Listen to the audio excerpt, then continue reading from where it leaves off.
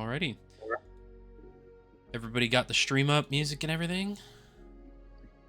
I can't hear the music. Yep. I can see the music. The music is going. Alright. I can taste the music. You may just need to turn the stream volume up to hear the I music. can taste the music. Oppenheimer. It's okay. Well, welcome, everybody, to the Cosmo Eternum. Last session, you guys began your final day on the Sea Gym. You guys did some investigating around the ship, in which, Lou, you found some interesting objects, which I will not name here, because you haven't necessarily talked about them too much. But you guys settled down for the day upon coming closer to the arrival to Port Theradune. Lou, you had some private conversations with Captain Lyre Everett, or as you guys knew him, as Dragar. And you may or may not had struck in somewhat of an agreement between you and Dragar, and had some good conversations unaware to the rest of your compatriots. Malric and Zara had a conversation in a private room, Zara continuing to become more and more stressed out as the day went on. But eventually you guys arrived in Port Theradune. For the first time in about a week, you guys set foot on solid ground. Arriving, you eventually found yourselves wandering the city and attempting to find a good place to stay on your way to talk to a Did I get her name wrong? I believe it was... I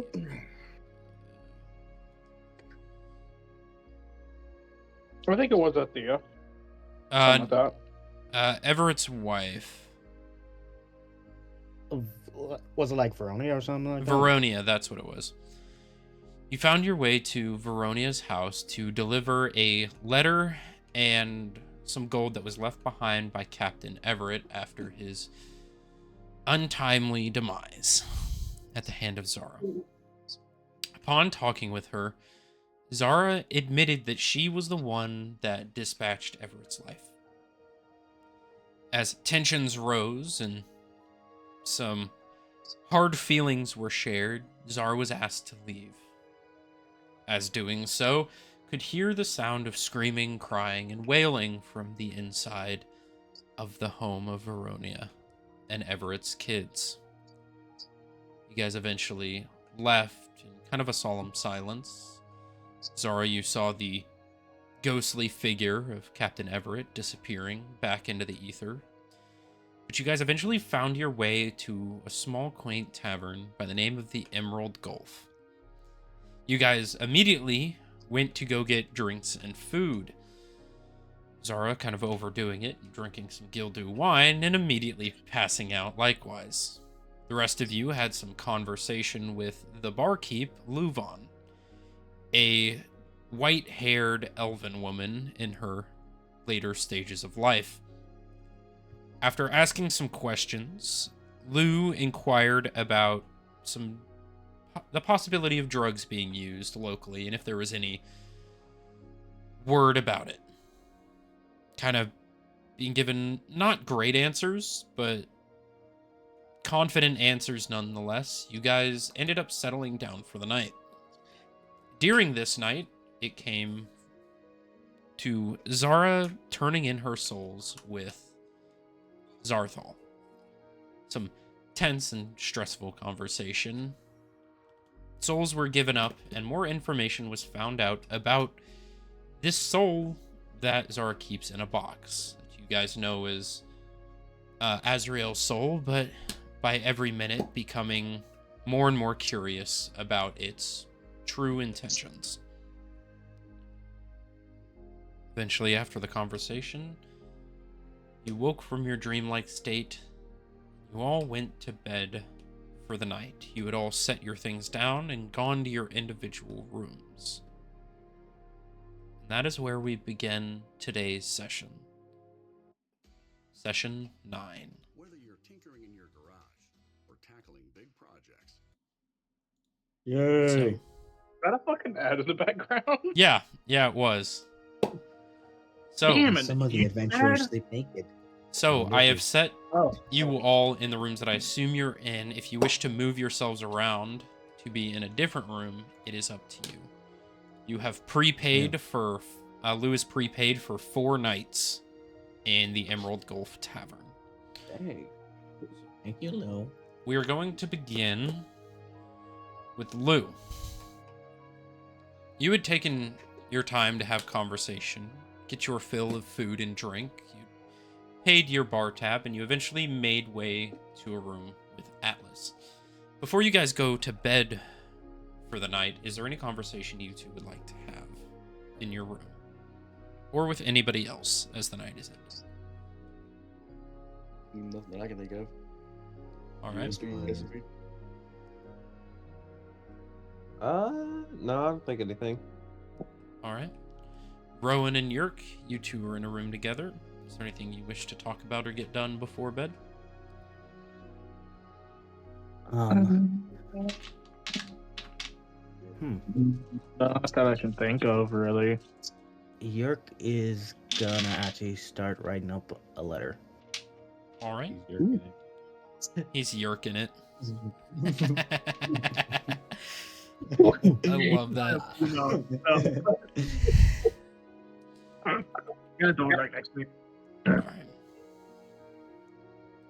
So if you guys are... It. Wait your turn, DM. I'm sorry. But wait your turn. Damn. Smite this Rowan guy. Smite Yerk again. Oh. don't fucking roll that. All right. Why you roll that? All right. Again. Somebody's Okay. about to die.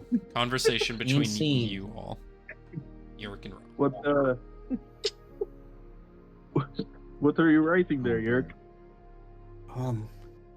It's a letter for Captain Lyre's wife. I think her name was Veronia. Don't ask me.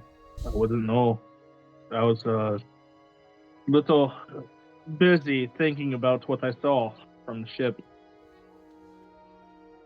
Oh, the individuals on the ship when it started. Yeah, I saw my father there. I know it wasn't him, but how could he have known? I'm asking the same thing for myself. I don't know how Dragar seen my mother. It's been so long. It's only been a couple of weeks for me, but I still have a strong connection with him. Still miss him. It's been about 8 years for me. Kind of around the same time that I was adopted by now father. Well, taken, I guess. Were you guys close? Well, it took some time, but yeah, I mean, we're still close. I mean, after all, he's my father, but, well, adopted father, I should say. Not, I just call him father now. My original father is dead and gone. But, yeah. Beat me to it. You dude. Fuck you, Ed. Well,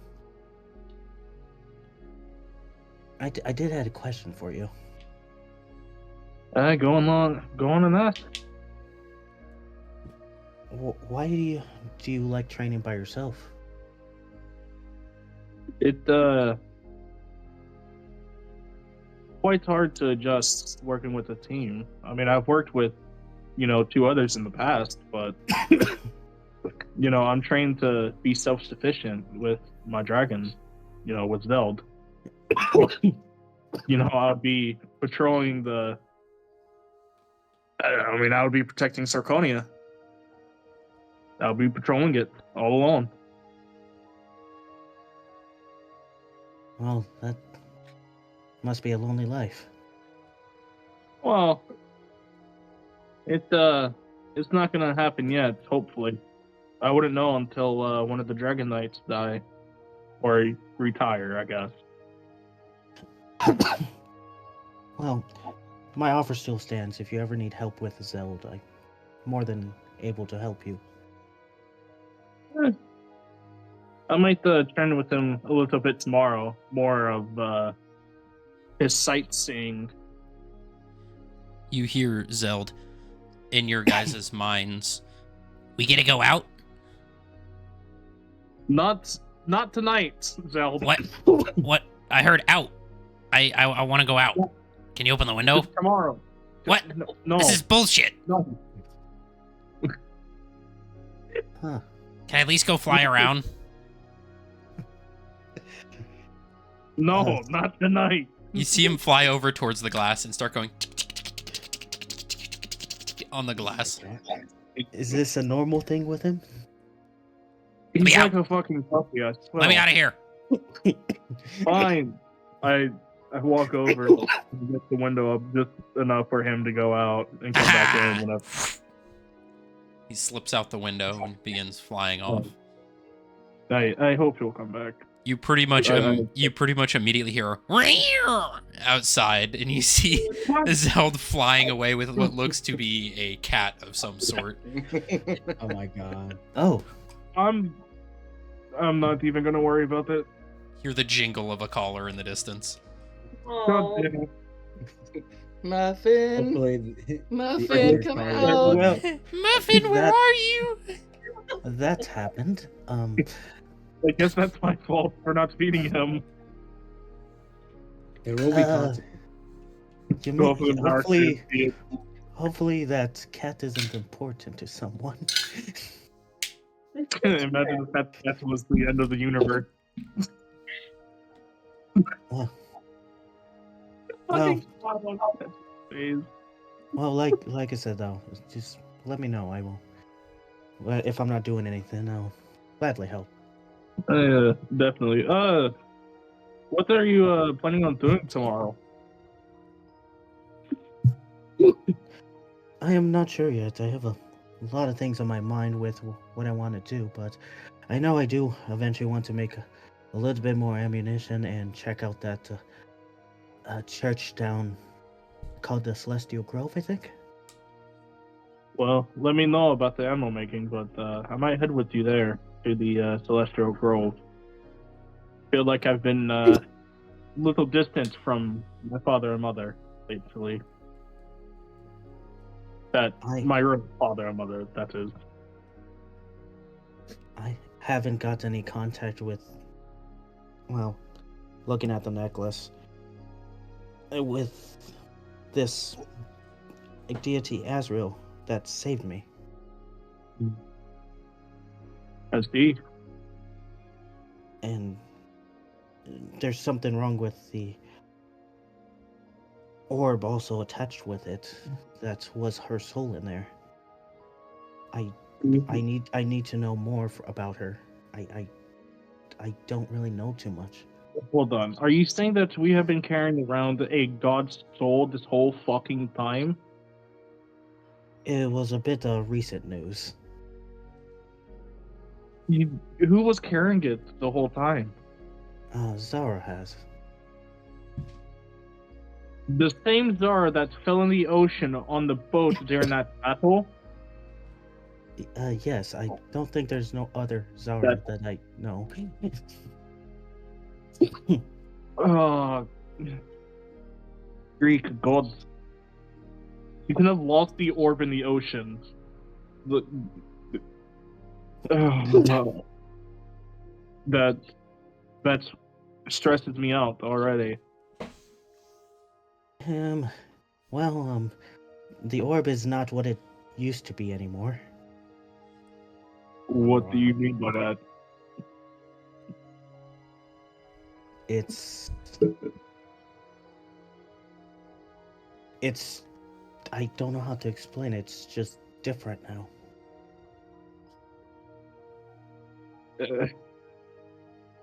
Oh, great. So we're fucking with gods now. Okay.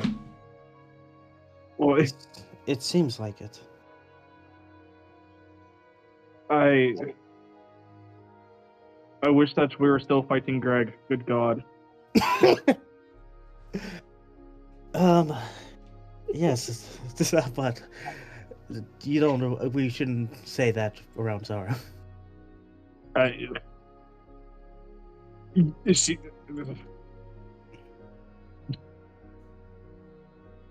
Well, I'm gonna finish up this letter here and then Yeah.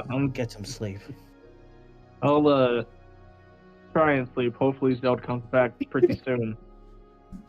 Quite cold out there. Well, I'll be up a little bit just to rummage around my pack and also that letter, and then so if you do sleep before then, I'll hopefully wake you up if he does come up down. Alrighty. Thank you. I get into bed, or I guess it's a bunk bed. Yeah, bunk bed! I get the top bunk. It just breaks. Yeah. Ah, Crushes Yerk. Yerk One. dies again. hey. Bruh. Dang it. Alright. Yeah, so I'm not gonna lie, I Bad just realized Come on. that Zara could have lost that orb way earlier on in the fucking ocean. Yeah. When she fell So in, much. As would your have been a guys' good. as your guys' conversation comes to a close, Malric and Zara, about this time is about the time, Zara, when you wake up from your dreamlike state. You kind of shoot up in your room. Malric, you hear her kind of jostle and take a big breath in as she gasps awake.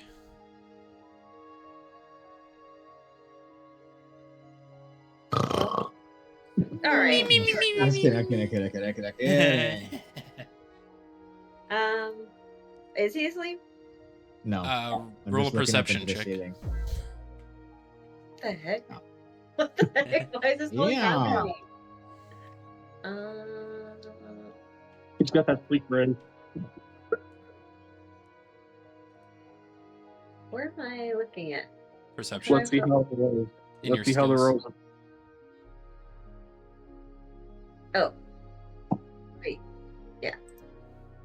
Sleepy chicken. Let's see 16. how we roll. You can see that he's awake. Yeah. A distance. Smack him. Oh, this shit is not getting any easier, apparently. You awake? Yeah, I guess. You hear? Or you I know? guess. What's Actually, your I don't know. problem? What's your problem? Nothing. No problem. Who brought me up here? What do you think, Dingus? Well, it seems like there's a little more trouble than I thought there was with this whole box. And Zara pulls out the box and shows Malric. You see a stone box with chains around it. What's that? Well, it was the Orb of Azrael, I think. I don't know. And you kind of see her like playing with it, kind of looking at it, investigating it a little bit. You hear the orb rolling around on the inside of the box. But you know what I find interesting about this is I don't really think this was Azrael's orb this entire time. There's something about the whole situation. And I just was talking to Zarthol about it, and something's not right. Something hasn't been right with this orb, but it's just another thing on my list of, shit I have to do, apparently. So, anyways, kind of get my mind off of it. What are you doing tomorrow? Not sure, actually. I'm just gonna take it slow, one day at a time. You should try it once in a while. Stop stressing out. Oh, Ooh. okay. Damn. You know what? Here, you take it. I put it in my mouth, now imagine. Oh my god, he breaks it between his teeth. Yeah, of course. Let me just take a. Okay, hold on. And you kind of see her just do the little meditation. Yeah, you- let me. Do you grab the box, Malric? No. Okay. Smart chicken. Smart ass. So, I don't know. I feel like everything's going on all at once. Kind of reminds me of back home a little bit, the stress of everything. You remember how it was. Yeah. I feel like stuff's coming back. Haunt me almost, like things that I've done. But I don't know, I feel like I'm paying for everything that I did when I was younger. Well, actions do have consequences. Yeah, well, I know that. Now, of course. It was nice. Kind of just doing what I wanted. Not having anybody around telling me I was doing things wrong, thinking about any consequences back when, you left me. Yeah, I guess that did happen, yeah. Smart ass. How did it feel? We never talked about it. Being apart. Felt lonely. Yeah. But wasn't it nice? Just kind of doing your own thing, not having to worry about a child. Eh.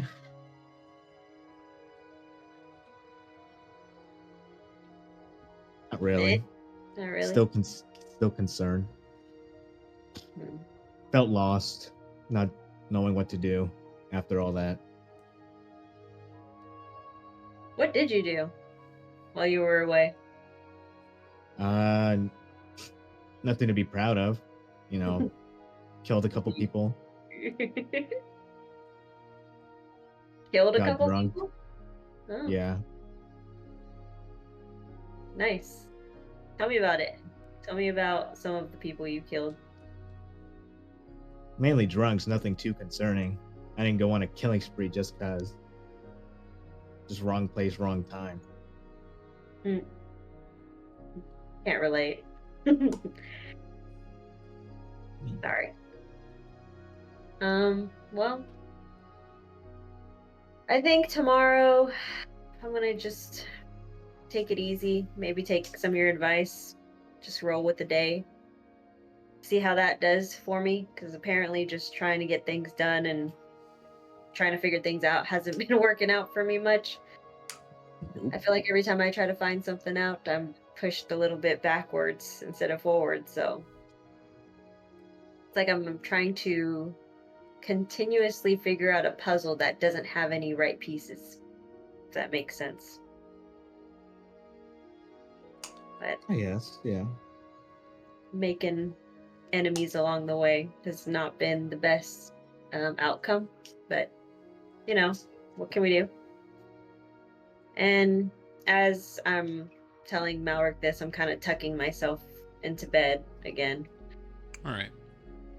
Yeah, and just kind of staring at the ceiling, not really tired, just contemplating. All right. So, as the night starts to come to an end, it's around 2, 3 in the morning. Everyone is kind of softly asleep. Malric, your ear kind of twinges. There's some rustling in the room. Go ahead, roll a perception check for me. It's not me this Hold time, on. Neil. Ah, Lava Wow. is now getting through my fucking hey, that's defeated. It's not you this time. Yeah. perception. Yep. Oh my god, that was loud. 3. 3. You look around the room. You can hear the rustling, but you can't really make it out. The room's dark. But you definitely have a feeling something's in the room with you. It's me. I'm in the room with It may. I look around after hearing the noise. Squint my eyes a little, see if I can see better in the dark. All right, you can try again. Wait, don't cats already have like night vision? Oh, they would have night vision, so you would have advantage. Dark So just vision? Is that roll what- again. We'll use the higher of the two. That's when we all have dark vision too. Not everyone. Still a 3. Still a 3. Still 3. This cat's pretty blind, dog. I need So you're trying to rub your eyes, trying to make it out. You're a little drunk, but eventually you hear a voice from the side of the room. I'm over here, cat. Oh God! Goddamn. Finally. You see one of the ever-burning candles turn on in the corner of the room. You see, sitting at the desk, you see the deteriorated Western style dress, the cowboy hat, the kind of shaded face with the bright white eyes, the barely make-outable figure of a beard. I didn't want to interrupt you too much, but we hadn't talked in a while, and thought it a good time to check in with you, Maury. You see the figure of Kevin, or Kellamvor. Kevin? Kevin. Is that his Earth name, bro? Yeah. Sorry. It's been a minute. while. Yeah, it has. What have you been up to recently? You haven't really called Nothing on me much. or prayed. I was getting concerned. Not dead yet. I've had a few close calls, at least from what I can tell. He motions to Yep. all of your exposed wounds. My big guy, I imagine. Mm-hmm. But you. I did try to call upon you, but no response.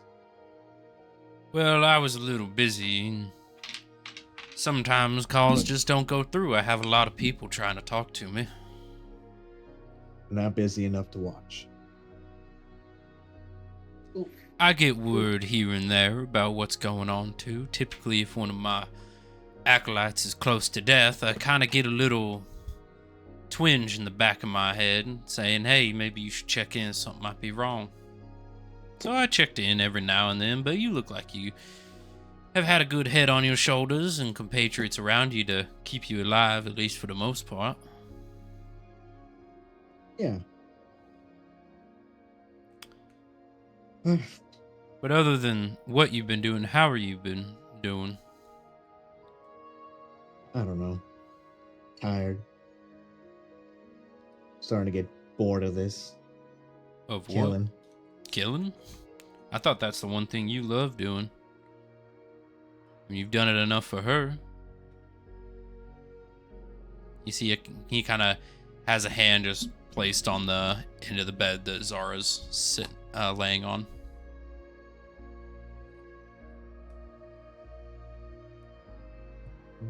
You concerned about her at all? Or are you just kind of Yeah. going through the motions? I still am, but it just gets to a point.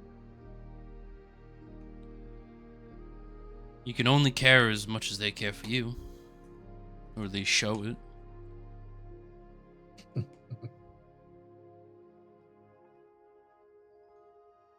But this visit isn't all leisure. There is some business I need to attend to. There's some going abouts in this town, and it slightly concerns me. Less so you, but I do need your help in it, as my ability to interact with the world is a little bit limited at the moment. One of Trying to banish you. say that again? Sorry. They're trying to banish you. No, not trying to banish me. Just most gods have a limited interaction with the world, what we're allowed to do by celestial law. Of course, I can bend that rule, whether I wish, but it's much trouble for me to do it and not have to have a conversation that I don't want to have. But your friend Rowan, See his ears perk up. I fucking do. he's gonna be dealing with some particularly not great individuals here soon. I need you to if you end up interacting with these folks, and if killing is on the docket, I request you keep one alive. I've got some questions for him that I'd like for you to ask. All right. If you get one alive, try to find out where they came from and who it is exactly that they are being patroned by, who they're serving. I've got some worried warnings from a few of my compatriots, and it's getting a little bit more concerning than I'd be comfortable letting go undealt with.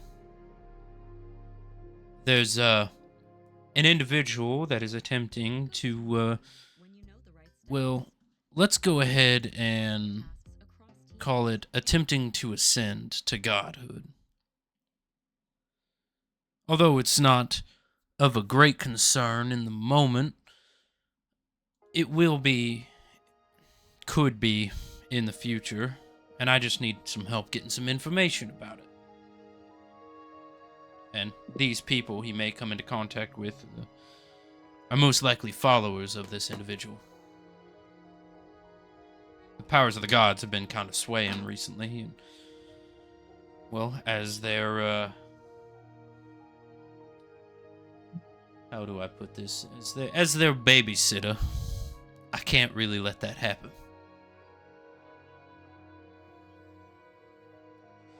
But if you're willing to help, there may be something in it for you. I do owe you a lot. I did save you in your darkest moment. I don't think you would have made it far in that war if it wasn't for me. But this is a small ask, and there will be a reward. I may be able to allot you a fraction of my power. Help you out in the future. Maybe answer some questions that you have about the greater things that are going on. That'd help a lot. But we're here now, and feel like you haven't asked much from me in the time we've known each other. So I feel like you may want to get to know a little bit more about me. So if you have any questions, well, I'm free to answer. As long as it's not too much, if you don't mind. You see him thinking.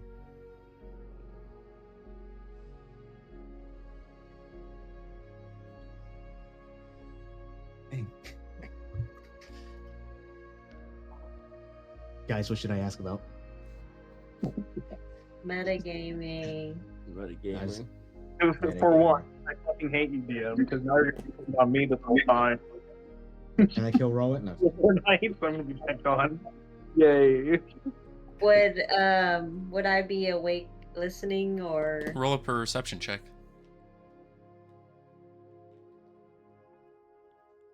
Just think of the past things that happened, Ed. 9? You can hear faint conversation, but it's almost like static. You can make out a few words. You know a conversation is happening, Mm-hmm. but you can't make out the language that's being spoken. Did Zelda ever come back? No. In the morning. This is no. East. Well, there's got to be something on your mind. Unless you don't care to know about me, then I'm fine with that. If you want this to be strictly business relationship. but I feel like you're lacking in the social relationship department. So I thought I may forward the gesture. Damn, he's telling you to get some bitches on your dick. Oh my god. Look who's talking. Who are you talking to? Fucking schizo. You know what? That's fair. I am a schizophrenic sometimes. Yeah, get out of my room. Get out of my room.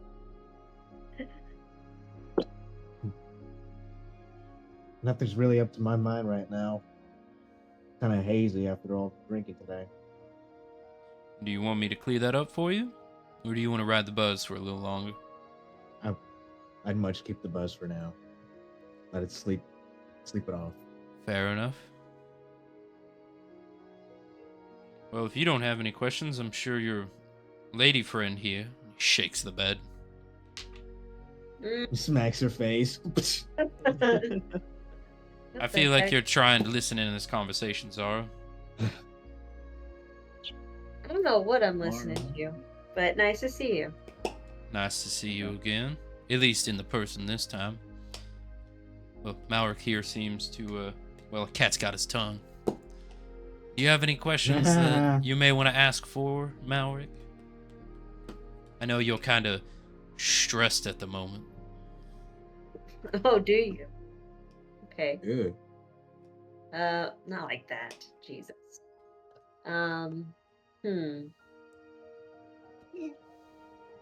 What is this? I guess you said something about a power of some sort. In regards to... I don't know. What does he need to do? He needs to do something, you said? I just heard that you had something for him. Couldn't really make out exactly what you were saying. I'm having him investigate some individuals that your compatriot Rowan may come into contact with soon. I just simply requested to keep one alive, and if killing is of the opportunity, at least keep one alive to question them. Ask them where they came from, who they serve, who their patronage. You know, learn a little bit about why they're doing what they're doing. And you kind of see me kind of looking kind of just like lost a little bit, but I ask, is the name that the person that he's going to be running into Dragar? No. But that has been intriguing to watch you all's interaction. No, it has to do with a different individual. Someone who's attempting to ascend to godhood. And they're making kind of a ruffle in the weave of the celestial arcane. And you see her like touch her pocket with the orb in there. It's not what's in your pocket, but that's far worse. What do you mean far worse? Well, that is information that I don't know if you should be privy to. How about me? I'm sick of it. I need answers. What do you mean? You asked if I had... Might! You have information I'm looking for. Give me the answer. I don't know if Zarthal would be too happy with me egging into his business. I mean, as his boss, I do feel like I have some sort of sway in whatever the fuck I want to do. So if you want to know a little bit about it, I could give you some information out of my own kind will. It would be helpful. Take a little stress relief off you, or add more. Depends on how you take this. And she's just smiling, like she's just fucking over it at this point. If you want information about it, I'll give it to you. But it'll stress you out somewhat more, and I don't know how you deal with it. So it's up to you. I mean, you do see everything. I was just passed out. Just give it to me straight. I mean, I gotta know. What you have there in that box is a soul in disguise. There is only one soul in existence that has the capability to do that. And, well, I'm just gonna say it took me about 3,000 years to get it locked up. And well, with recent events in the past 50 years or so, it's had the opportunity for some of its power to be released. Now, what you have there, I am assuming, is a fraction of that entity's soul. One that took, well, a majority of my power to lock away. I don't know if you know much about the Watchmen at all, but they were a adventuring party similar to yourself in 052 post-transference. They engaged with some combat with 3 vassals. Entities that are very closely related to the power of a being. For instance, Malric here, he is one of my vassals. He's an entity that has imbued some of my power to enact my wishes or my requests. Well, these 3 vassals attempted to unlock a fraction of their patron's power, and luckily, the Watchmen, for the most part, were able to lock it away, not before a little bit of its power got released into the world. There's a tome that exists that has been released, which is a fraction of its consciousness. The orb there is a fraction of its soul. Now, what I'm assuming has happened is it wanted to disguise itself to be more alluring to those wishing to get into contact with souls. Kind of motions to you. And those willing to open themselves up to divine connection and emotions towards the outward rooms, insinuating Yerk. Allowing it some power of manipulation and trickery. See, this entity, I cannot speak his name, as to invigorate his power, but he has a way with words and a way of convincing people to do what he wants. That being, in more colloquial terms, is known as the Eternal Void. All-consuming, all-powerful, and all-destructive. The antithesis to everything I stand for. Now, you're probably going to go into a church tomorrow, look into some information about it, but I'll just tell you here, I don't think I've fully given you my name. My name is Kellenvor. I am the original deity of this world. Now, call it the father of the celestial realm. Lathander, Mystra the Raven Queen, Zarthal. I am their original producer.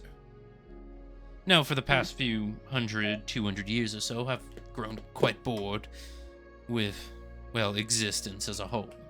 It was a good idea in the moment, but as I've seen what it's brought to existence, I question myself every now and then, so I've somewhat taken a sabbatical from all of the divine going about. But when I saw Malric here, in need of some help, and no one else was answering, I thought it may be a good use of my time, keep me entertained a bit, see what the vassals were willing to do nowadays compared to what they used to. Now, I am willing to fully be helpful with the powers that I have. I don't mean to take it as something lightly, as a plaything or entertainment, but it gives me something to do. But that thing you have in your pocket is a fraction of that entity's soul, the Eternal Void. And although it has been stressful for you, it is unfortunate that it has somewhat become your responsibility. I feel like you've been taking the stress on about it and weren't really well prepared for it or capable of dealing with the mind fuck that is everything in regards to it. So I do apologize. Yeah, well, what can we do? Could always So- pawn it off. Just how do I get rid of it? Give it to someone who knows what they're doing with it. Damn. Or you can hold on to it and get more information yourself. How Get do you rid of know the what- responsibility. Easier on How do you you. know if we'll go to church tomorrow? I've got an inkling. Like I said, I'm the father of all, fates included. So I have a way of knowing certain things. Now, that being said, my ability to change things, although I could do it as much as I want to, I take more of a hands-off approach when it comes to parenting. Kids, as you know, can be very ungrateful. Especially when they have the power of divine. I kind of side eye him a little bit. He kind of slyly smirks. So you Yeah, up mentioned the top, right? figs. Go What ahead. exactly were they doing to the orb when I gave it to them? Now, I'm guessing going through your mind is, did they manipulate? Did they do something? They're the Fates, so they must have had something planned, so they manipulate it in some sort of way to be sly and tricky. But it is not that. They found something in that soul. They were caught off guard because as they were tearing apart the seams of what that soul had as a disguise, if you will, they found something that they weren't willing to comprehend, something they don't have the power to comprehend, so they freaked out a little bit. And as you know, they are children. During the war, as I mentioned previously with the Watchmen and these vassals, the Fates were killed in that process. And so they had to be reborn as, well, children. And that being said, children have curiosity more than they know what to do with. So when you grabbed it, they were concerned for your safety and what you would see, so that's why they freaked out. They reacted as kids do and lash out, and not really understanding their own emotions. Mm-hmm. So they more so found something out that scared them, and it just so happened that you frightened them in that process. Hi, frightened. Okay. All right. Not that it was intentional, but they were scared of what it would do to you. So this thing that was in disguise within the orb. Mhm. Yerk mentioned that it came to him as his, and when he passed. You see his And it was eyes off- squint. Oh God.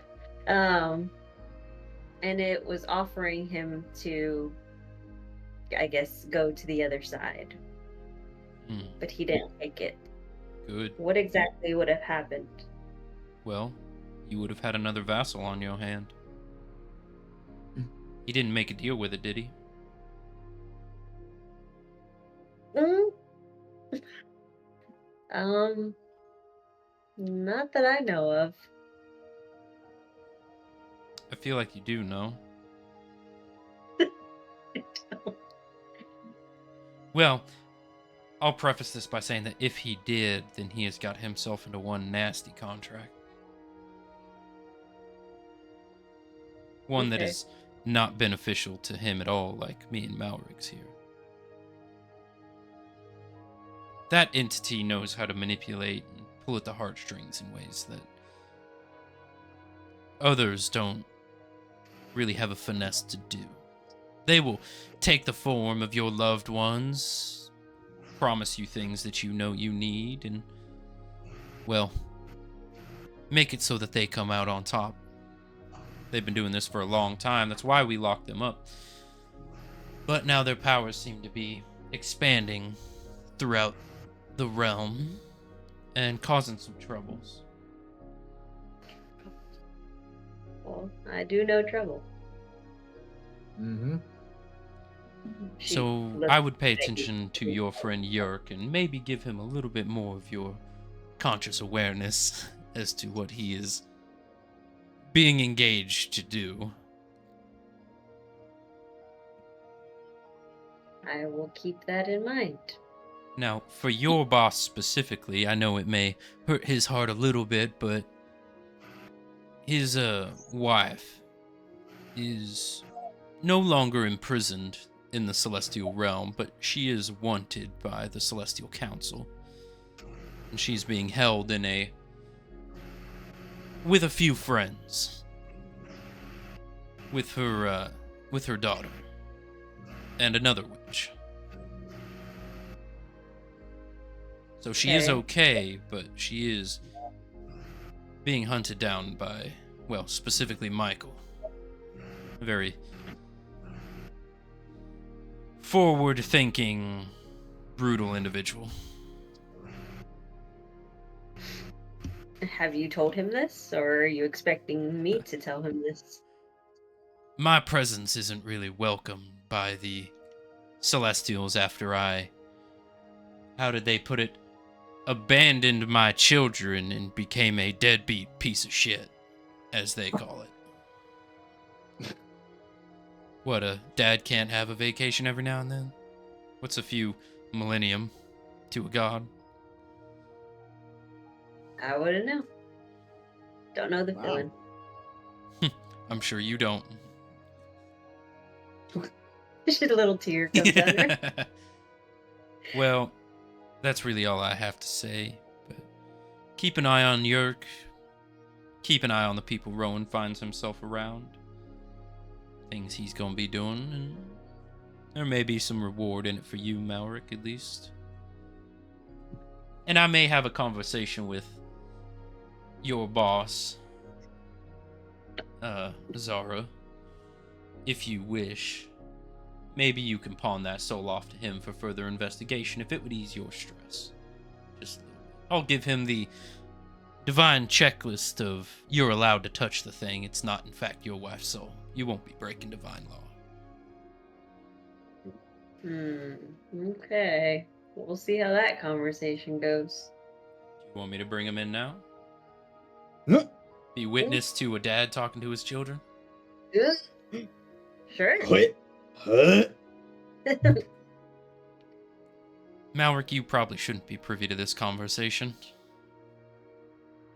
Get out. He waves his hand, and you see Malric just... Oh, Well, you want to get this conversation going? You see a very large smile on his face and a small chuckle. And you see him smack his hand, and you hear a splash of water as I forgot he was on vacation. Zarthal, you find yourself back in the room you just spoke to Zara, and you were having a vacation date, if you will. You are in your swim trunks right now. Your pale skin, dark hair, wet from the salt water as you appear in the room. Oh god, where am I? I'm looking around the room. Zarthal, it's been a while. Oh god. Can I just not have a day? Just one day. That's all I ask. I'll put in a word to extend your conversation. Or to extend your vacation, if you will. He's like, please don't extend the conversation, please. What did Zara do? Why am I here? Well, I have some good news for you, son. That soul Okay. she has in the box, it's not in fact your wife's soul. You would be happy It's to not. So You would be happy to know that your wife is currently, well, she was broken out of the celestial jail, and she is actually spending time with her daughter right now. oh, you broken out. Her That's daughter, my lady. Her daughter decided, well, your guys' daughter decided that she was a little pissed off at the way the Celestial Council was handling the situation, so your daughter may have broken into heaven and broke her mother out of prison, and they may or may not currently be being hunted down by the rest of the Archangels. Sounds very familiar. Yeah, just a little bit. But that soul Zara has isn't your wife's soul, but it is a fraction of, well, the Eternal Void's soul. Zarthal, you would know what that is. You would know the being that Kelemvor fought in the first of existence to be allowed to create everything. Yeah. It is a fraction of Okay, his well- soul. A fraction of it. Okay. So, are you referencing there's other pieces to this? Possibly. But she is possibly thinking about pawning this soul off onto someone, and I thought no one better than, well, her dear boss. You are Oh, the we could use souls. souls. Oh, this would be a soul to research, not one to catalog. Oh yeah, I'm aware. So I'm aware of this part. that just means you get more paperwork, more research to do, aside from the Yeah. backlog that you currently have. Right. Well, I mean, this is one of those that will probably have to take more priority over the rest that I got currently going on. So, more than willing to take it now, knowing that it's not, the orb that the forbidden orb that I cannot obtain. How many souls you think you need to, well, how many imps do you think you'll need to kinda make up for your work being put in? Oh man, the more the merrier. I'd say at least a couple hundred. There's a lot of souls on the backlog waiting. I could take about 200 from Purgatory, put them to work for you, give them something to do with their existence. That'd be perfect. You see, he waves his hands, and you hear reverberating around the room, echoing just the sound of hundreds of souls screaming in agony as they are transformed into imps. Now, I know you don't have that power, but I thought I may give you a little bit of extra help, considering Zara wants to get this off her hands, not deal with the responsibility of it, as she is a child after all. Absolutely, I could use the help regardless. So, I'll just want to make sure that Wilbert is in charge of the rest of them. He's been loyal to me for a while, so he can get them up to speed. Alrighty. And another thing, I know I haven't been around much, but I feel like a dad's advice is somewhat useful. What's going on with Lucy and you? What's that about? Oh god. I don't know what you're talking about. Now you're lying to me? I get it. Nothing to lie about. Younglings want to go out and have their flings, and not have their dad worried about it and questioning them or anything. I get it. Just trying to enjoy my vacation. I'm sure you are. Well, that's all I really needed you for. Zara, if you wish handing him the soul, he can get his research beginning on that since you want to get it off your hands. Stop saying it like that. You're making me nervous. Your employee came to complain to your dad, and I gotta do more shit. He skipped the chain of command, went straight to the top. All right. Wait. So Kevin's just God. He created everything. Kevin is Kelemvor, the OG. God. He's like God. Creator of all. Mm-hmm. Oh, that's wonderful. Yeah, I'm not fucking with God. Well, do you want to get rid of his Zara, or you want to keep holding it? I want it to hurry. I have a feeling you're tricking me. Everybody's tricking me and lying to me lately. I don't know what to do. All I'm saying is you're giving it to your boss for his responsibility. Don't worry, Zara. I'm not touching the box yet. I gotta research it. So, Wilbert, and I clap my hands and he pops up. Wilbert here is gonna go ahead and take it if you want to remove it. Oh, yeah, sure. And she kind of like pokes at his chest. Hey, You hear a Wilbert. little squeak. Hey, don't do that. Come on. So cute. Hey, have some dignity, please.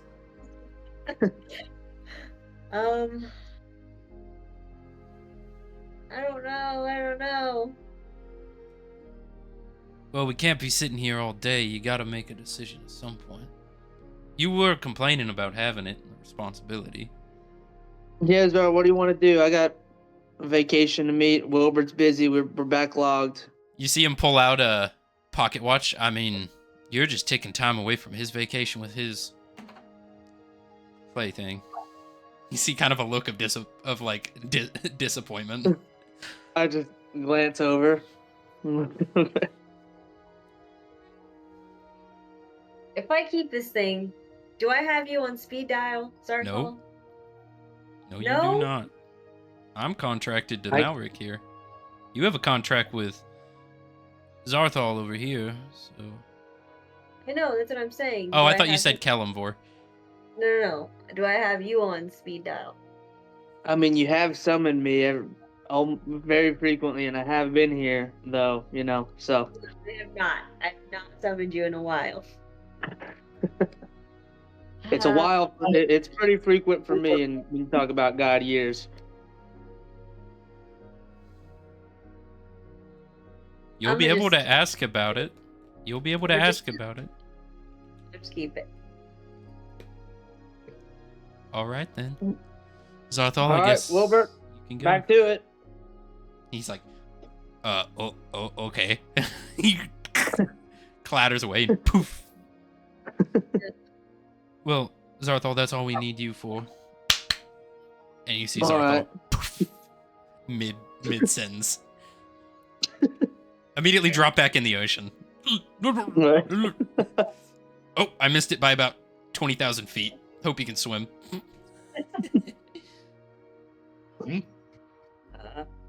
Well, I will bid you farewell. I hope your decision to keep the box doesn't weigh on your soul too much. She just falls back in the bed backwards from sitting down, just like, what the heck?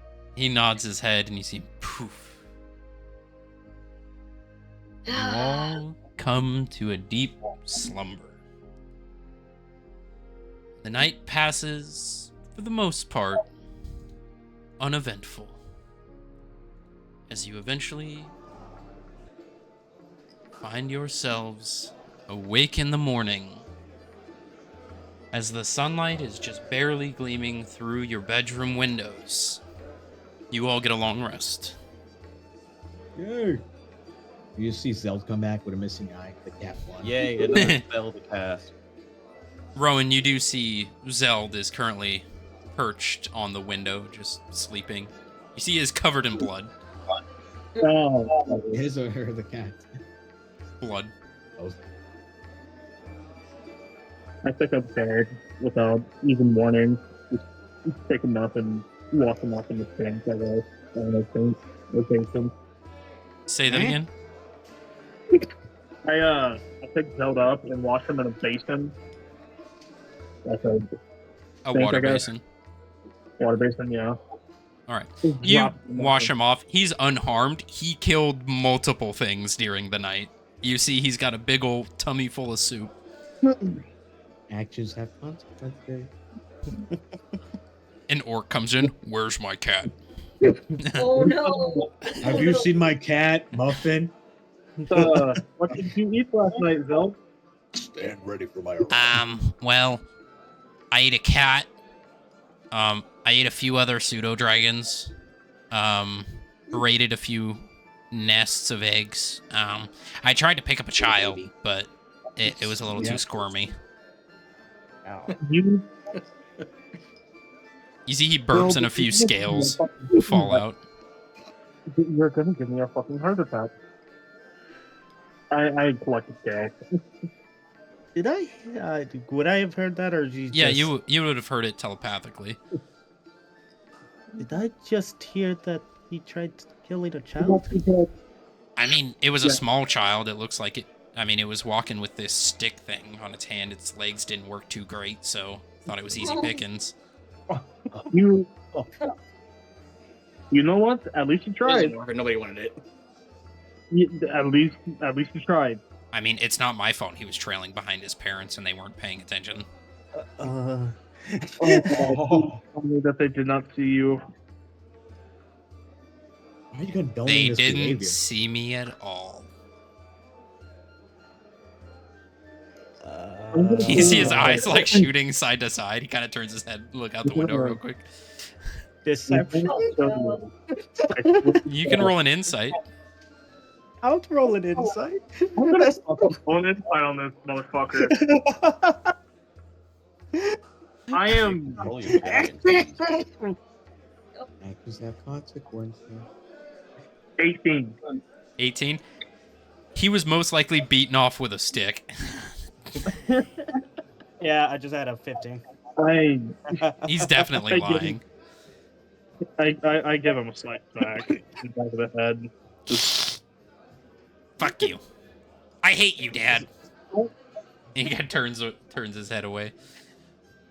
Don't try and eat small children. At least not yet. You're not the biggest one. Are you okay with that, Rowan? I mean, he has to eat something, but he's not big enough for a fucking child right now. Actions have Look, I mean, it's more money out of my pockets if I try to feed him. Yerk is just looking at Rowan with concern now. Like a Mafia boss's child should be hunted for the rest of our lives.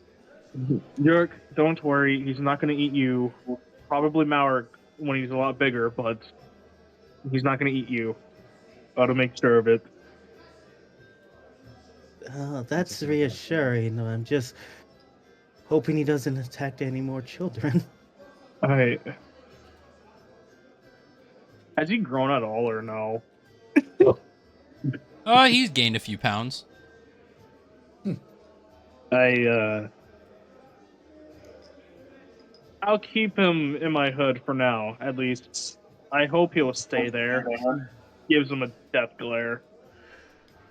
He's turned away. Oh. He's being sassy.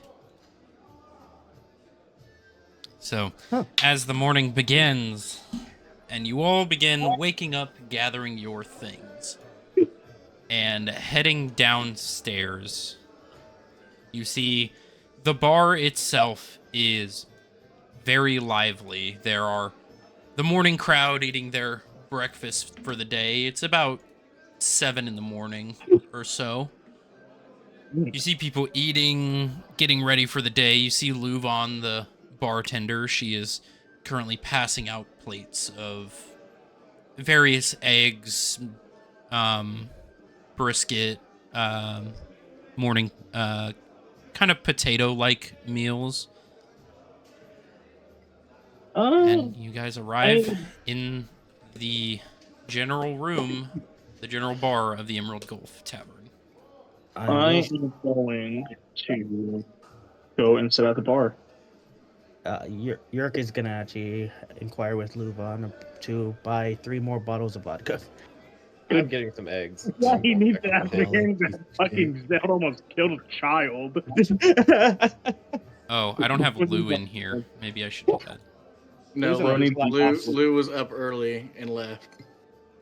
Oh, Lou left early. You didn't see. Yeah, you didn't. I guess you didn't see me moving around. Oh, there you go. So Lou just headed out. Gotcha. All right. Well, what are you? So Yerk, you arrive at the bar. Louvain's there. Good morning, everyone. How can I help you, Yerk? Can I get 3 more of those bottles of what was it? Vodka? Vodka, yes. 3 bottles. That will be a gold and 5 silver. Yerk hands it over. Thank you very much. Welcome. May I inquire as to what you were? You're not drinking all that at once, are you? Oh, no, just for later, for longer ventures out. Of course. Well, we do have very good confessionals at the churches. If you have something you need to talk about with one of the priests or with one of the fathers or mothers, you don't need to turn to alcohol for everything. No, it is all right. I just need these for the venture. Of course, I'm just trying to look out. No worries. And Yurka looks to everyone. I'm gonna start actually. Gotta go deliver this letter real quick. Uh, And then also before that, quickly drops off Atlas here. Dropping off a little bit of dropping off his the lead and the brass he Hmm. had left. Gotcha. All right. What do you want me to do with this? Well, you said you're thinking about some ammunition sometime. Yes. I don't know how it's produced in the factory. I mostly just assumed at this point. So How did Atlas, to your inventory, if you click inventory, scroll down to other possessions. Inventory, other possessions. You can you'll type in 2 pounds of gunpowder, 1 pound of brass, and 20 re-primed casings. Oh wait, 2 pounds of gunpowder. 2 pounds of gunpowder. What else? 1 pound of brass. And 20 re-primed casings. 50 prime rib. all right. I guess I'll consult with the others on how or what to do with this. Yes, I won't be long. I'm just gotta go deliver this letter real quick, and then Yurka shovels out the entrance. Also, as a reminder to you, Atlas, in your pocket you do have 2 pure arcane cores. What? Yeah. Since when? The mine, It's now. your Oh, equipment right, that the you mine. so you just Yeah, whenever I searched. God, that was yeah, so long so ago. that may be useful to Lou, possibly. Nah, grenades. DM also, how much was the drinks again? Three gold and some.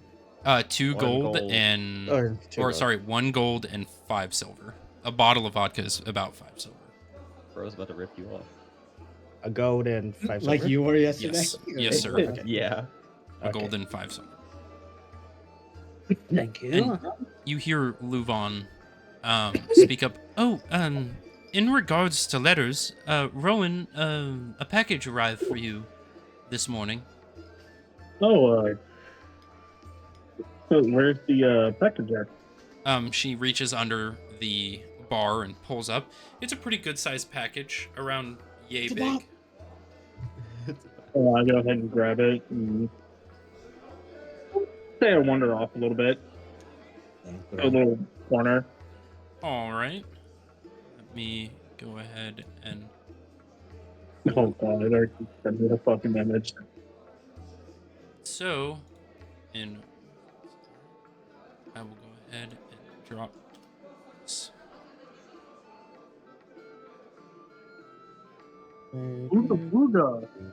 So, where are you going to open this? Chaos Emeralds. Unsupported. Probably in the top.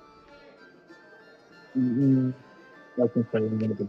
You're very echoed, or not echoed, but distorted. Your voices. Probably because I'm charging my phone as well. I guess that works, yeah. All right.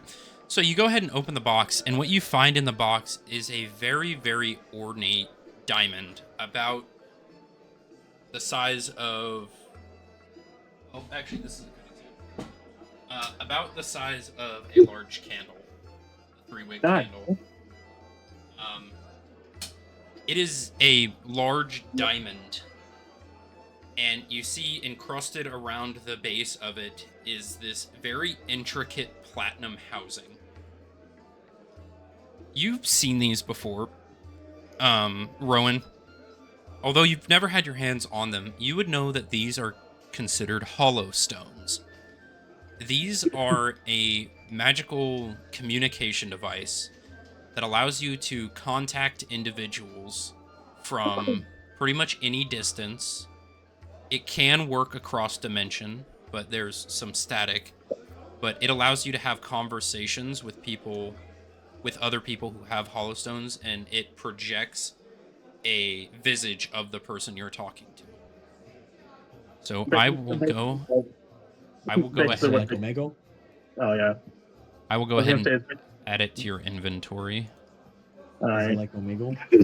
So kind of like with what the clones had back in Clone War, where they would just kind of hold out their hand and it would just pop up a hologram.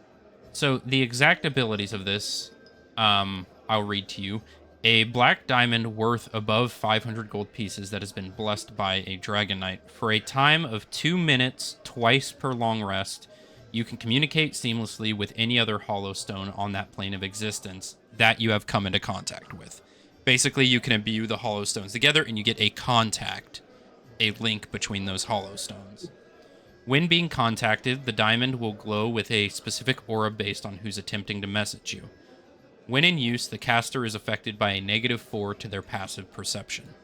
If you attempt to contact somebody on another plane of existence, there is a 25% chance that the call may not go through. Oh yay! So I'm blind on the outside. So, Pretty. you know what this is. There is a hollow stone on the inside, as well as there is a bag with 500 gold in it. You know what? I'm gonna roll perception to see is there like any notes or anything. I guess I'll be in bit.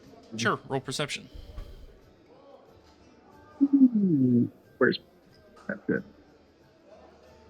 Nat 20, baby. Natural 20. Let's go. There is not a note in the box, but as soon as you pick up the hollow stone, you begin to hear a woom, woom, woom as it begins glowing with this bright red crimson aura. You're receiving a call. I want to answer it. Do you want to say? I don't know. You place your hand on it and you imbue intent into it as you hear a vroom, and you see about a bust up visage of Centurio. You see a crimson red tiefling, a black, almost devilish goatee, horns that curl across and go up. You see very fine red, purple, and gold armor. Well, you decided to pick up. Good to see you after a while, Rowan. Absolutely, Father. It's been quite a while. Yes. How was your trip? Word came around that you may have gotten into a bit of trouble and got yourselves locked up. It's not the first time it'll happen. I've been incarcerated a few times. Not that Credia needs to know about that. I'm guessing that's what's with the 500, huh? Well, call it a little bit of a hush-hush money to not let your mother know about that. But how have you been? How's your adventure been so far? It's been an adventure, that's for sure. I guess I met up with a group of other individuals. Pretty interesting. You've already found yourself an adventuring party. I thought it'd be a few months before you did that. Yeah, I did too, but I was kind of forced into it by a, I guess, wizard. Oh, well, you met a wizard? Or a witch? It's hard to tell. Hey, that's what's her name? I forgot. Elisar? Her name was Elisar. Oh, the Wandering Witch. She's interesting. I assume she's doing well. She's kind of dead, as far as I know. Oh, fuck. Well... Yeah. Should I say I'm sorry? I feel like I should say I'm sorry. I'm sorry. Kind of abandoned us after the first encounter with some dragon guards. Oh, you've already found yourself in combat. How'd that go? Quite well. I've had another combat experience, but Oh man, it hurts. It hurts a lot. Yeah, you'll get used to it. In order to be a Dragon Knight, you kind of have to get used to the pain. I mean, I've been slapped by Credium more times than I can count, and I'd rather have that than the pains of combat. You hear a voice off in the distance. Who are you talking to? Yes, well, let's get to business. I have a mission for you. Your first Dragon Knight apprentice mission. All right. There is, you're in Port Theradune, right? That's where you got this letter? Or this, I the am. Hollowstone? Good. As you know, we do have a manufacturing facility, about a mile north of the city. It may or may not have come under siege by some unthwartly individuals that may or may not need to be in order for us to retake back the manufacturing facility. So he wants me to go kill people so that we... Yeah, for lack of a better term, yes. I mean, I guess that sounds... I wouldn't mind if I took some Crimsonium after? We do have a backlog of orders right now, but I mean, you could, I'll probably only take 2. I'd say you could take 1 supply of it.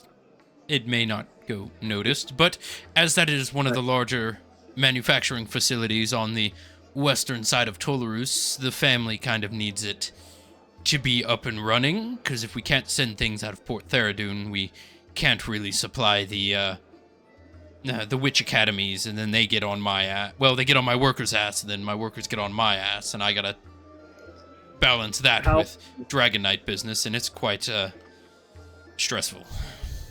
How was the, have you heard anything of the other Dragon Knights?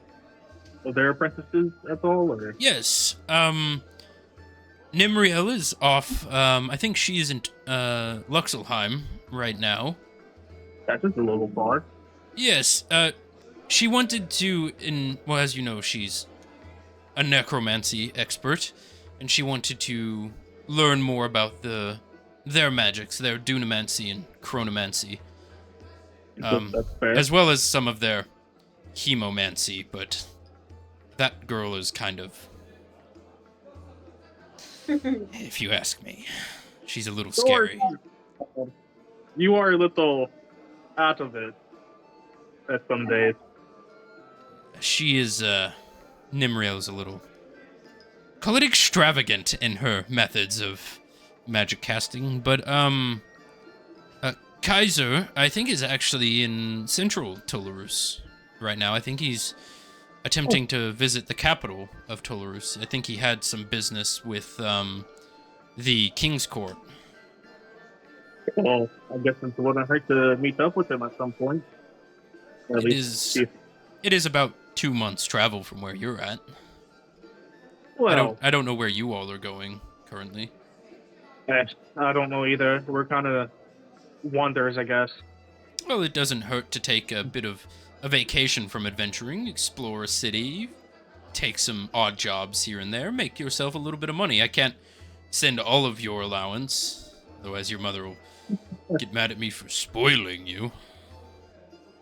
You kind of have already done that over the 8 years I've been. Well, I wouldn't call it spoiling. I'd call it benefiting the growth and experiences of your son. Sure. How's Zeld doing? You know, I was just about to tell you about him. He's in a little trouble right now, but he's doing pretty good. He's kind of shit at combat.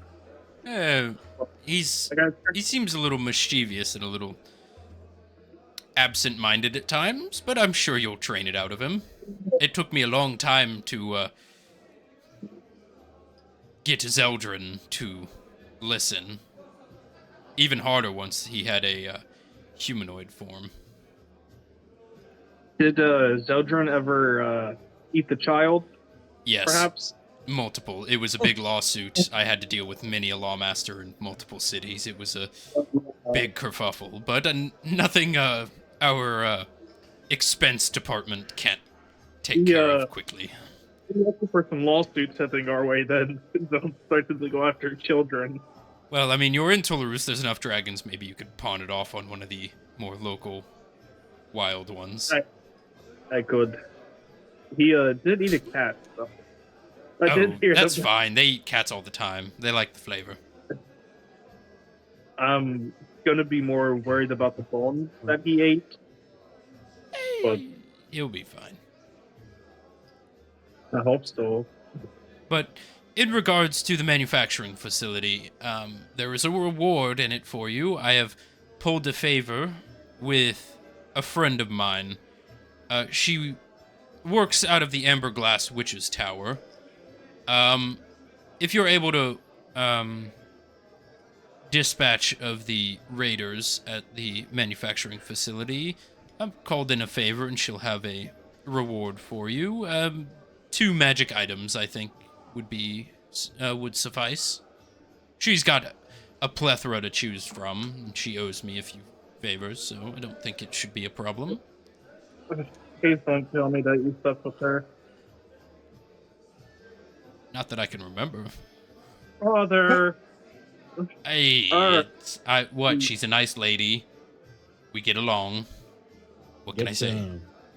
I'm going to get this mission done. I guess we'll talk later or whenever you can. Well, you have my contact here.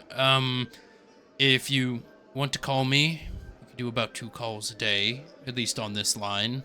I kind of put you on the limited plan because it takes a lot of magic. Of course, I've got to separate the family plan so that I have the more calls because I've got more people to contact. But you've got 4 minutes a day to talk. That's fine. Well, at least on outgoing calls. On incoming calls, you can kind of talk, however. Good. Are the weekends free? No. I'm dead right now. Yeah. No. So count your minutes. I don't want to be overcharged. Well, wouldn't it be a problem for us? Well, you. Well, it would be a problem for me, not so much you. Exactly.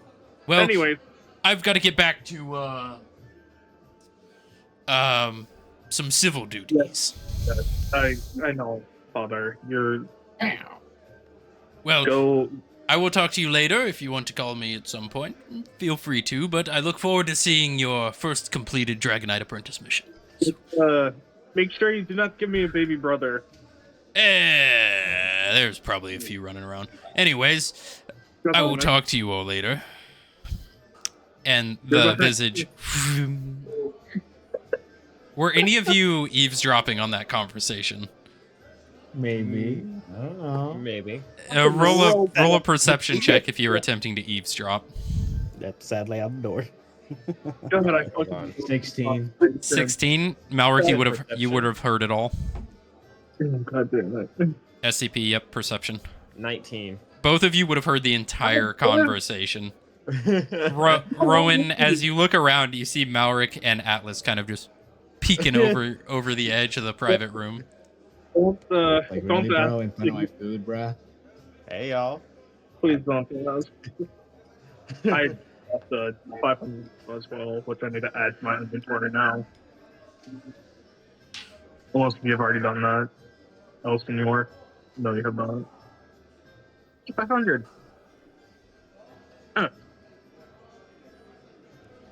Don't let that tell my father, please, for the love of God. Don't worry. Well, looks like we have a job to do today, eh? I guess so. Now you're ready to kill some people?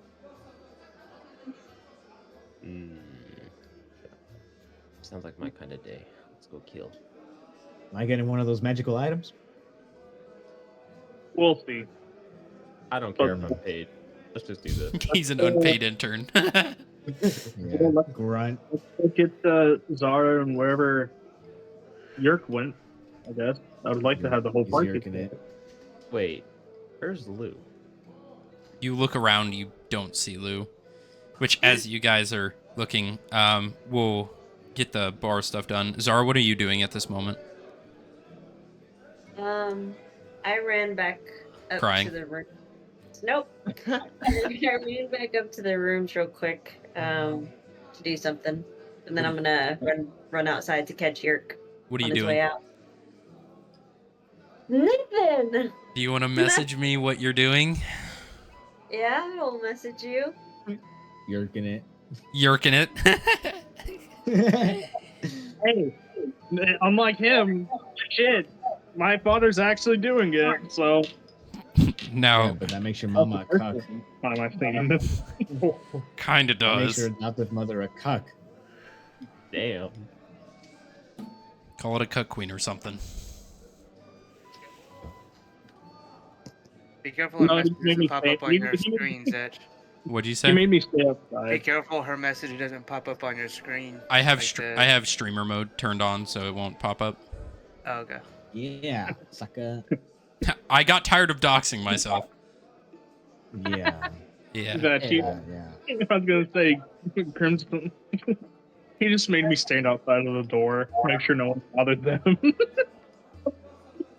And then he'll pay me. Heck, so just know that I'm with Yerk now. But I did go upstairs to the room. It's gonna take me a minute to write it out. All right. Well, hey, you know what? At least two people know that I'm rich. Or at least get like money every now and then. All right. Okay. I got you. I got you. All right. So you run out and catch Yerk just as he's leaving. I'd say as this conversation's ending, you see Yerk heading out the door if you wish to join him. Yes. Who, all of us? Yeah. Yeah, all of us. No. Sure. All right.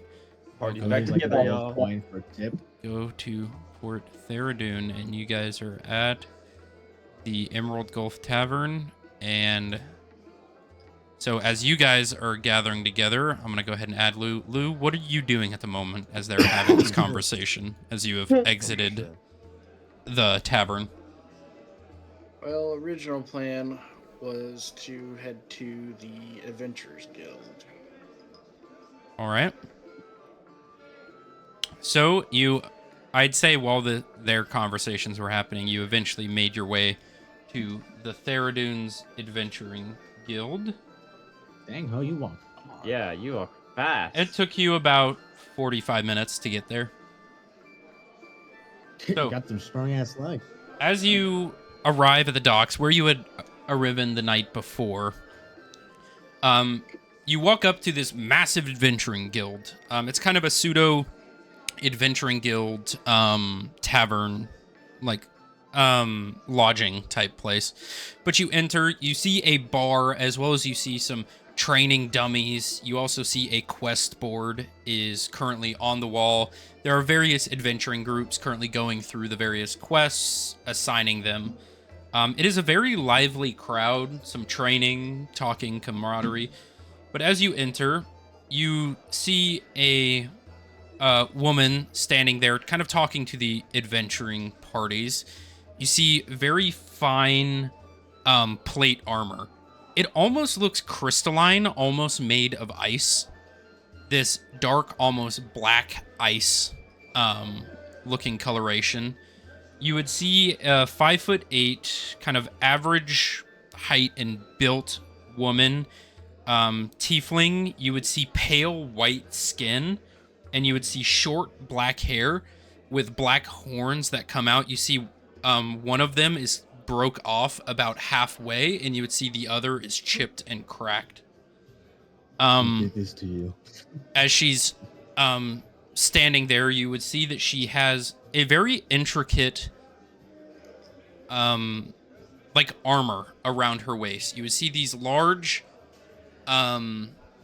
rectangular boxes. You would see multiple pieces of metal sticking out. You would see 2 swords on her side with little devices hooked to it. Basically what you would see is ODM gear. And you would see a long sword on her back. But as you enter, give me 1 second. I will be with you soon. Thank you. She kind of deals with signing everything as she walks up. How can I help you? I was just wondering if there's any packages for the Wanderers of Fate group. Wanderers of Fate. We had one come in this morning. It was brought to the Emerald Gulf Tavern, where you all had been staying. Were you expecting anything else? No, just wondering. I was told that they'd be here, but I guess somebody forwarded it without us knowing. Yes, typically if we get any packages in the morning, we will send it out with our mail deliverers, and they will try to find your location and give it to you, so you don't have to walk too far. If you don't mind me asking, I haven't seen you here before. You said you're a part of the Wanderers of Fate adventuring group. Yes, we literally just got in last night, so. Oh, you came in with that ship. Well, I am Lieutenant Zarla, of the Frostborn Devils. I run this adventuring guild here. If you all wish to officialize any quests or anything that you're going around towns, discounts, things of that, you need lodging for the night, we do offer discounts as well. We are a adventurers guild recognized by most royal courts. So if there's anything adventuring related that you may need to do, we are the place for it. And if you don't mind, may I have your name? I go by Lou. Lou, nice to meet you. Well, Nice to meet you. I would like to see the rest of your adventuring party. We typically like to get to know all of the adventurers that are going about in the town, just in case any legal ramifications come up that we need to deal with in official Adventurers Guild capacity. As a registered Adventurers Guild, you are allotted a defense attorney in the event of any unwanted destruction of property, loss of life, or any material worth value lost during the events of an official adventuring quest sanctioned by the Continental Adventuring Guild. All right. Well, you're kind of separated off doing our own things, so I'll make sure to get them together and we'll come by before we do anything else. Alrighty. And any personalized quests that you may have for your own well-being, we may be able to qualify for official adventuring guild business if you do need that legal shield for any of your events. That makes sense. Now, my other question is, as far as the discounts going, I do need to get some supplies and raw material of metal. Do you know a place where I'd be able to get said metal discounted? Yes. So the Theradune Trading Guild is going to be on the other side of the river, on the southern portion of the city. They do offer raw material, general adventuring equipment, things of that. We work directly with them, as well as any exotic or other materials you may find. We do have the Sea Serpent General Store, which is going to be near the town hall in the center of the city. They also offer more of your locally owned supply of ores, goods, and services. If you're looking for more equipment-based stuff, we do have the Bloodbath and Beyond Armory, which is going to be similar central to the town hall, but a little bit further northwest of it. Other than that, any alchemical supplies you may need, we do have the Fading Veil Alchemical Supply Store. That's more of a our more alchemical needs is going to be on the northeastern side of the city. And if you're looking for any general magical items, equipment, things of that, we have the Grimrose Magic Shop, which is going to be on the far north side of the city by the Fort Windmire, the local Dragon's Guard fort. Okay. I know that's a lot of information, and I talk kind of quick, but I am a very busy woman. It's all good. We do offer maps to any adventuring party if you do wish to acquire one of those for your going abouts of the city and just the general local area. It extends about 20 miles in either direction of the city. I'll definitely take one of those. That'd be great. All right, you see she has like a bundle full of them on her pocket or on her side. She pulls one out, and you can add a map to your inventory. It is an item that you can add. For the person holding the map, you get a +5 to all survival checks in regards to navigation. I'm the map. I'm the map. Map. I'm the map. It's just a What's living the Cosmo map. equivalent of that? Yeah, literally. It's a map with consciousness.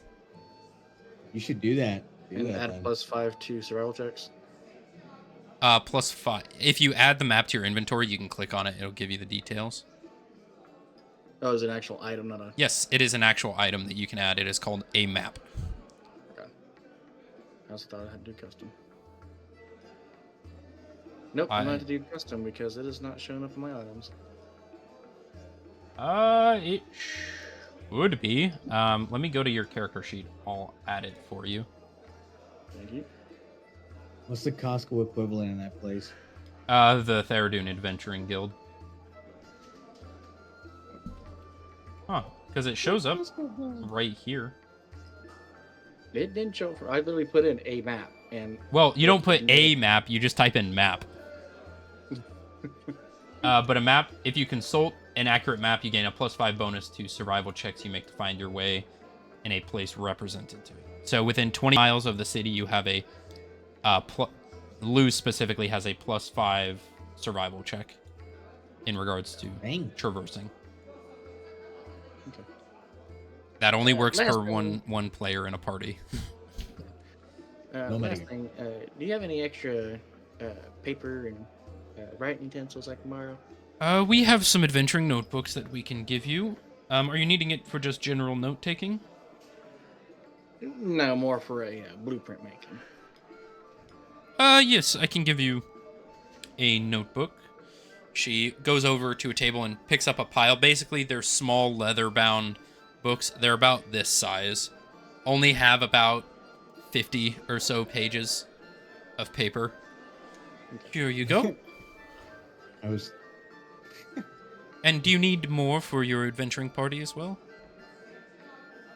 I don't know if they do want anything. Once we gather up, I'll ask them once we come by. Alrighty.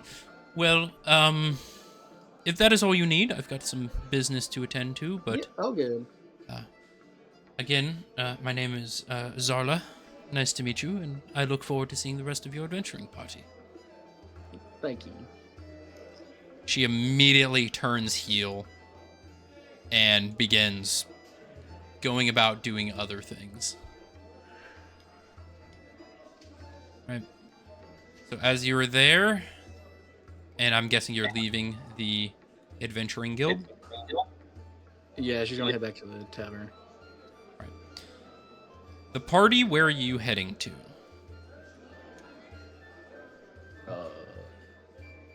Not gonna lie, when you were talking about the books, I was imagining the books having like a little animal on it, like one of those children books. Yeah. Did Yerk actually went to deliver the letter? Yes, I'd say that is kind of on the way. Okay. So I'd say on the way, you hit the house. You arrive at the same house you were at the day previously. Zara, you eventually catch up to the party. Hey guys. Sorry. Trailing Oh. behind. Sorry, are you alright? You had a interesting experience with drinking. Yeah. It was quite different. I have never slept before, so I now know what sleep feels like. Felt pretty good until I had to wake up. Wish I didn't, but here we are. It's Lord. Taking this big guy's advice as she hits him in the gut with her elbow. No. At least you can feel alcohol. Oh, Feel the effects of it. you don't feel any effects of it? That's weird. On the bumper. I have to drink a whole gallon of alcohol straight vodka basically in order to feel anything. maybe if you tried what the Zara had, it maybe been a little quicker for you. I think Malric has a drinking buddy then. Like, Competitive drinking. yeah. Competitive drinking, buddy. Competitive. You know what we should do today? We should go back to the tavern, have a drinking contest, and fight.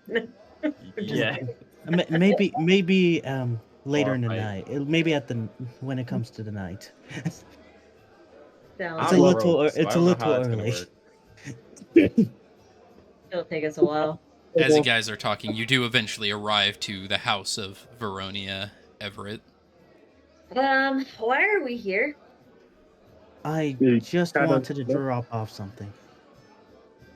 Drop off something. I've already dropped off everything we needed to drop off.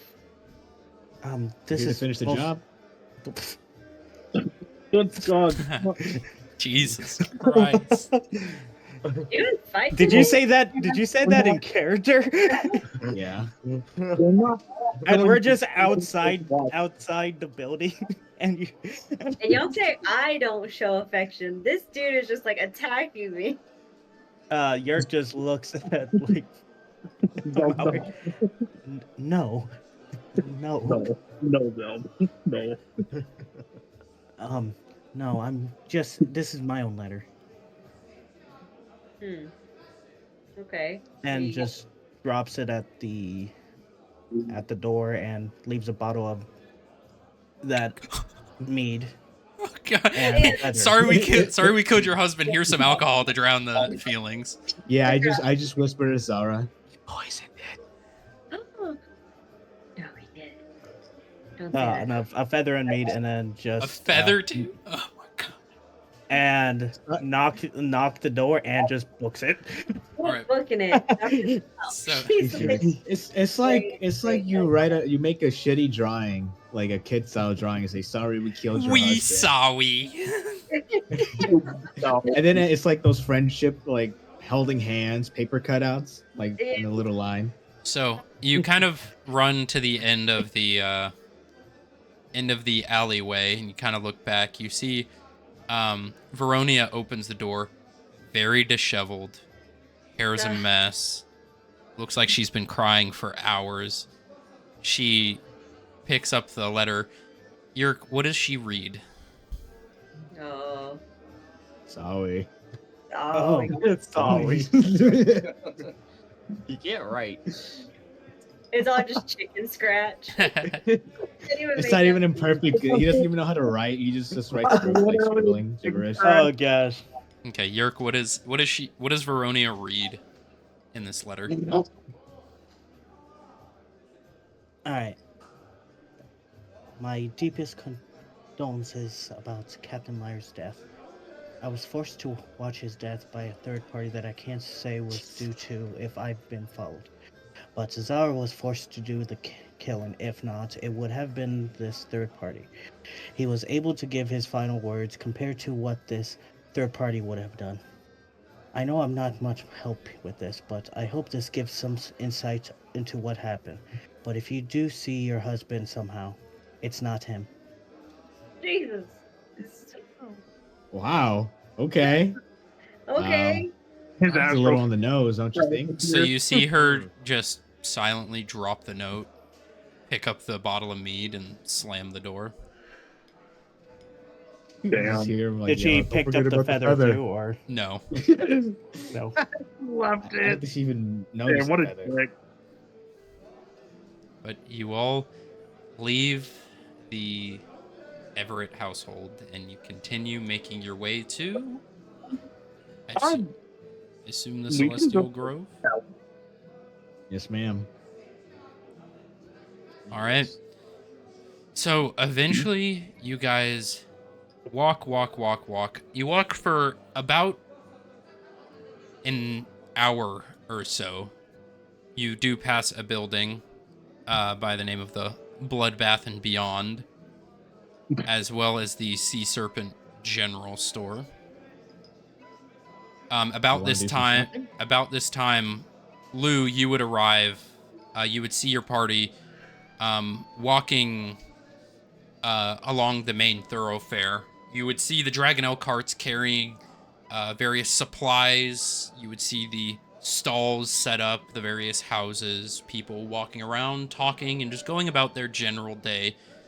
It is a massive city. There are a lot of people walking around, going about their daily business, but you come into contact with them right about the time they are passing the Sea Serpent General Store, and they're kind of taking a look around at some of the stores that are around as they're kind of passing by.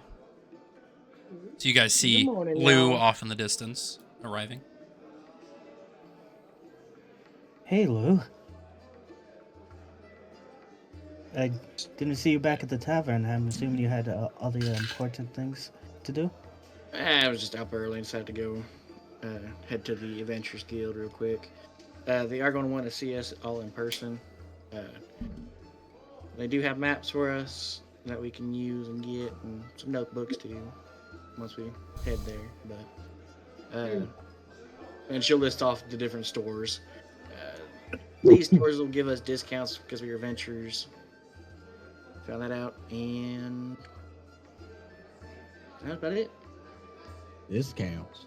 Oh, that is good because well, at least for me, I do need a little bit more ammunition for my revolver.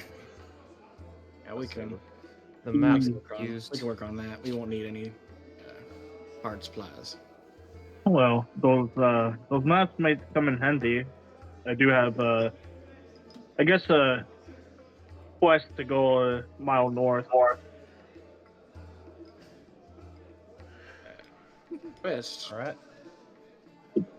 All right. What? Follow you. I'm just start to get hot. I'm fucking hang myself. Can you give me more information about that? It's my first Dragon Knight quest. Looking for my father. If anything, it's just to kill some bandits because of I guess his factories got overtaken and he needs it up and running for the witches and stuff. Oh, is that something we all can join in on you, or is it something that only you can do? I mean, yeah, we are a party. He was quite surprised that I was a part of the party, actually. It started off. It'd probably be a good idea then, just in case, to put it in as a quest at the Adventures Guild for us. Part of it's because apparently they give legal compensation as a defense attorney, just in case if anything goes bad or south, whatever. That. Sneak to look at Sound. I mean, the guards can try to stop us. That's probably be good. You see Zeld burps up what looks to be a piece of a shirt fabric. Oh no. I think we're gonna need that defense attorney. Are you sure Zell didn't eat that out? I tried to. Motherfucker ran away. Well, as much as his crippled legs would allow him to. God damn it, Zeld. How did everyone just hear that? Yeah, all the party heard that in their minds. I just have my hand in my head. Can I smack it? Have my head in my hand. Sorry, I missed your He tries to bite you, Mal. commander then. Did he come by, or? What was that, Lou? I'm guessing it was your father, you said?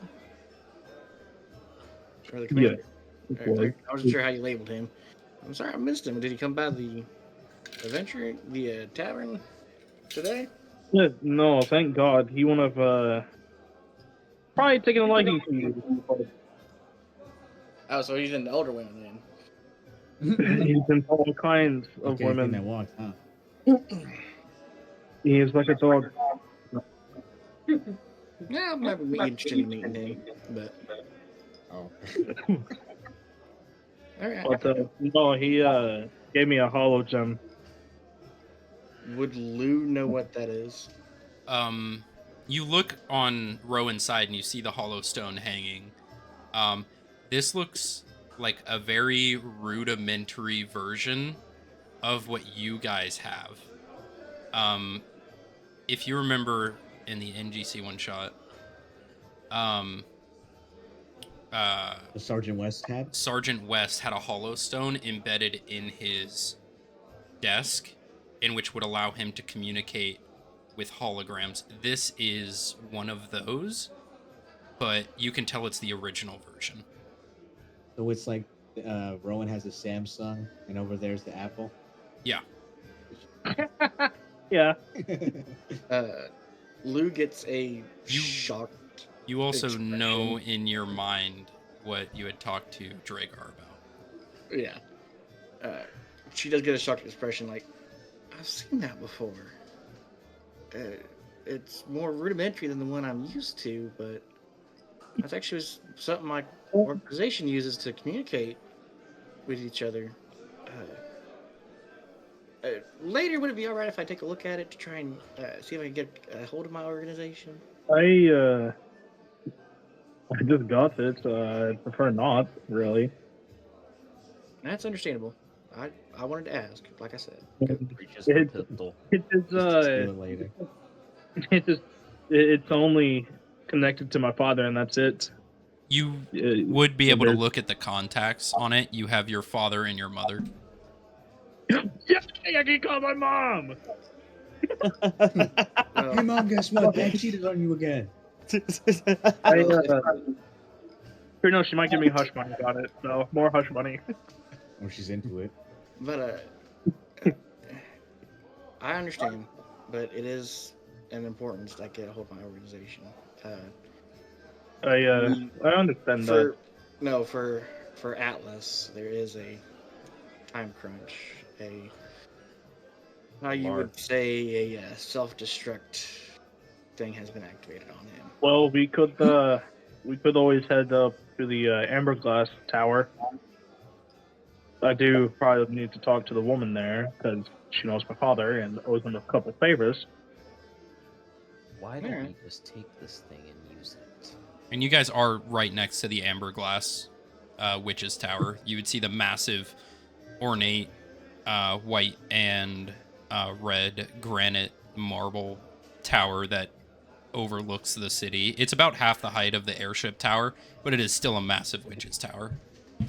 Does it have an elevator? Wouldn't you like to know, Weather Boy? I don't want to climb. I want to. You like to know, Weather walk Boy? all those stairs. Rowan does shoot a glare at Atlas because he did hear him say, "Why don't we just take it?" I mean, it'd make things easier, wouldn't it? Just you touch it. Any of you touch it without my permission, I will make sure, personally, you will die. Except Zara. See Zara, just like looks at Zara's fucking. Let's just go shop. Hands, just.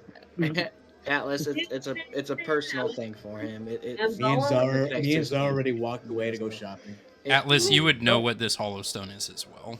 Yeah, yeah. That's why I'm like. We'll still find a way to get a hold of the organization before your time gets any closer. We'll figure something out. Most likely, my time's already up. We don't know that just yet. So, yeah, I mean, if it did, you wouldn't be moving around right now, right? So. The thing is that if we get a hold of them, is there a chance that the actual signal of the button goes through as well? As far as I know, I don't even know if it can reach, I guess, dimensions. We won't know until we get in contact with them. It could be it didn't go through because of what happened whenever you left. We just don't know. But if it has been, there's still like a couple minutes, I guess, or however long before anything actually happens. Okay. Good. No, I sure don't. Alright, so where do y'all want to head to first?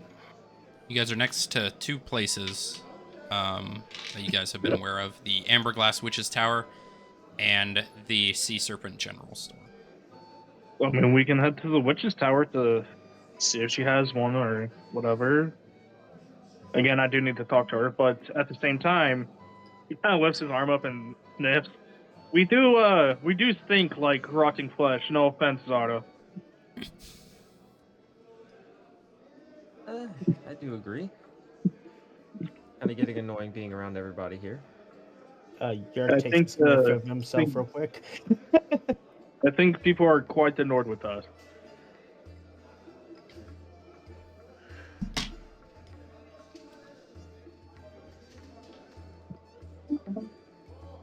Absolute silence.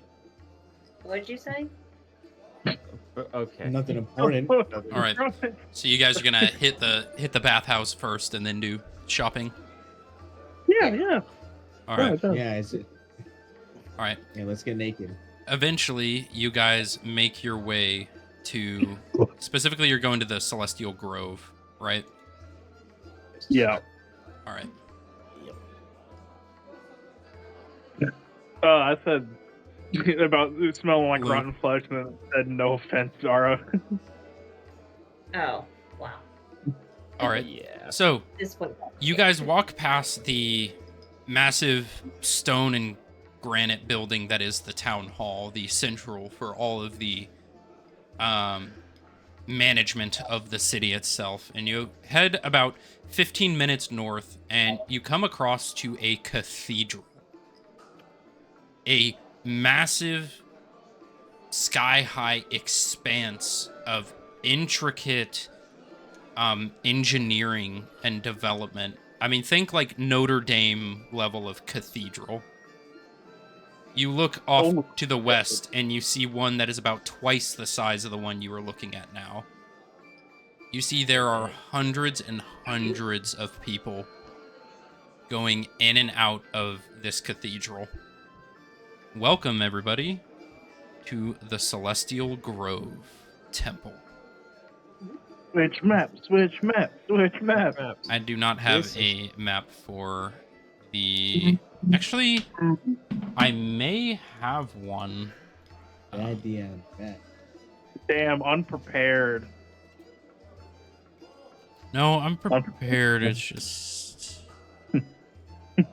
Let's... In his voice, you could hear it. Because Hey, when, you know what? We when I should was kill all looking, them. when I was looking previously, there weren't any like to the scale that I was needing. Fuck it, let's just kill all the NPCs that we meet, so Yeah. they can't give us lore. And we could also just go ahead and take all the stuff that's on them as well, so we don't need to go through all the lore. We get it. You guys Exactly. really want to go back to prison really quickly. No, I just wanna yes. be more Guards I- can try to stop us now that we have two. We have two soldiers now, technically. You almost died. Yeah. Because of totally my own us all. stupidity, you can't say anything about that. I mean, I'm pretty sure we all came close to dying, except Yerk. Yerk actually died. Damn near twice. Yeah. I did have one. Yay. It's not quite the size. You guys will have to use, your imagination. But it is Man, what's that? about 3 times the size of what this is going to be. I'm excited. Oh boy. Holy shit. Damn. So Why is there a big ass pool right there? Oh, you that's cool. guys would be entering, I believe that would be side entrance. So Sky is falling. Sky is falling. let me go ahead and boom, boom, boom. Wow. Okay. So this would be the side. Fuck, I know it was here somewhere. Right, the staircase up. So this would technically be the second floor. As you guys arrive in the temple, I believe. That you just doxed yourself, by the way. What are you talking about? The ones that are near you, you kind of doxed yourself with that. Yeah, it'll be fine. At least it wasn't his fucking ID. Yeah, at least it wasn't his government ID. So it is a massive, kind of looks like this. Massive cathedral. But you enter in the building and you arrive up the staircase through the main doors. Who is leading the pack right now? Would it be Yerk? I think it'd be Yerk. Yeah, let's go with Yerk. Yeah. Yerk can die first. All right. So, as you guys enter the stairwell, you see a large, opaque glass wall. You can't see through it. It's kind of that distorted glass look, but you can tell there is steam coming out of that room. You arrive in the main pews. You can see various nuns, priests, fathers, mothers, walking around in various religious garb. Varying colors. You see various emblems imbued in their clothes. You guys would understand this as it dictating what deity they mainly follow. Is it just different different pendants, or are they all the same? They are different pendants. They are actually imbued into the cloth itself, so kind of embroidered. Oh. Let me go ahead and do this for y'all real quick. I'm just looking at the pretty ceiling. Shiny. I'm just looking around for exits. You're looking around for exits. Yeah. Zara, quickly, are you burning? Are you on fire? She's just out of here. Nara started steam already and like coming on the inside. On the outside. That. All right. This sounds like a prayer starts playing. We start hearing boss music. All right. So you guys enter the cathedral and you see the various, like I said, priests and priestesses walking around, talking to many civilians. There are some sitting in the pews who are currently praying. And eventually you see a tall and thin half-elf woman, pale skin, very long brown hair. Actually, let's go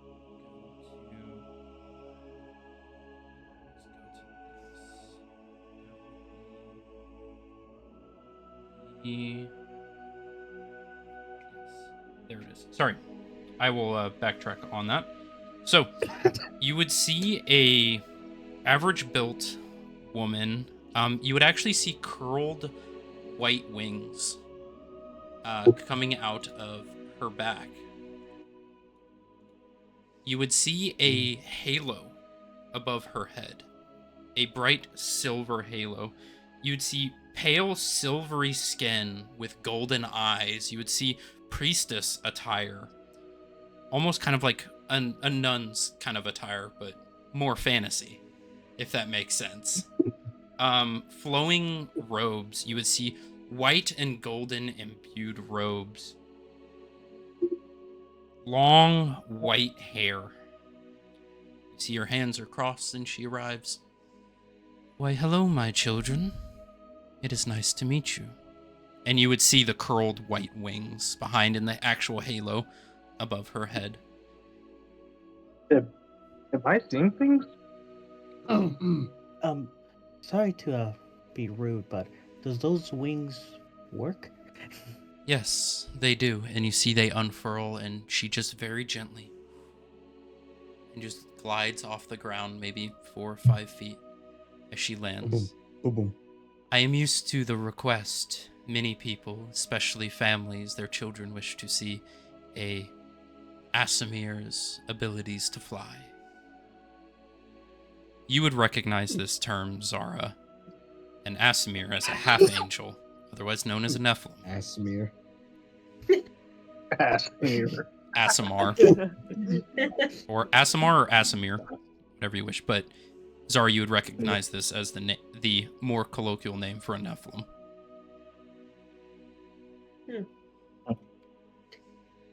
But yes, they do work, my child. I welcome you all to the Celestial Grove, our home of worship. If I may ask, what deity is it that you follow? He shows her the necklace. I'm following right now Asriel. Ah, yes. Azrael. One of the eldest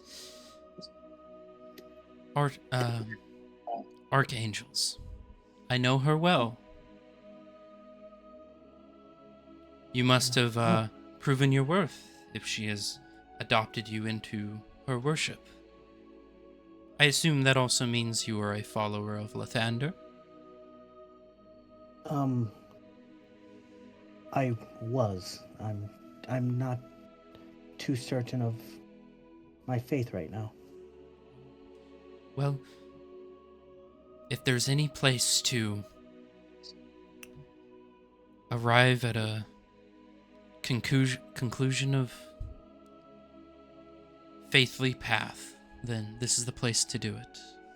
If you need any help, we are here to help you regain your faith and limit the wavering of belief. Thank you.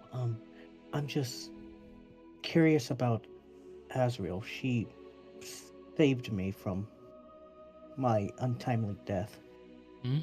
As most adventurers find themselves with. And beforehand, I was able to hear her, and now I do not. Not hear her, just feel her warmth. Well,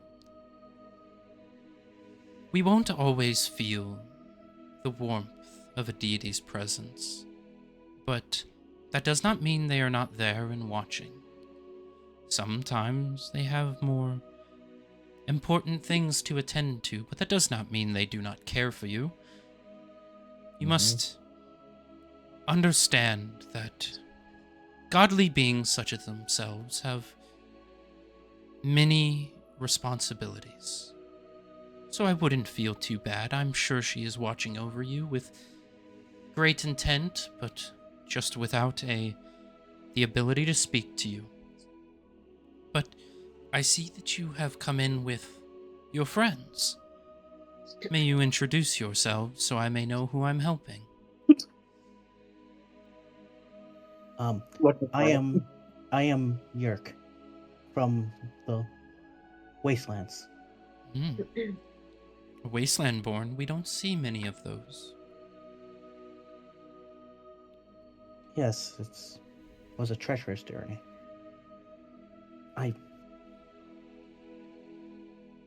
Yes, I'm sorry. I'm a little lost in thought at the moment. You're okay. You have as much time here as you need. We will work with you as much as you wish to work with us. And Zara's just walking around, slowly backing away. You walking away. Are you uncomfortable with the place you find yourself in? Just capturing its beauty. It is very nice architecture. Yep. May I have your name? My name's Zara. Zara. Nice to meet you. Do you happen to have faith? I have faith in something. And that something maybe? You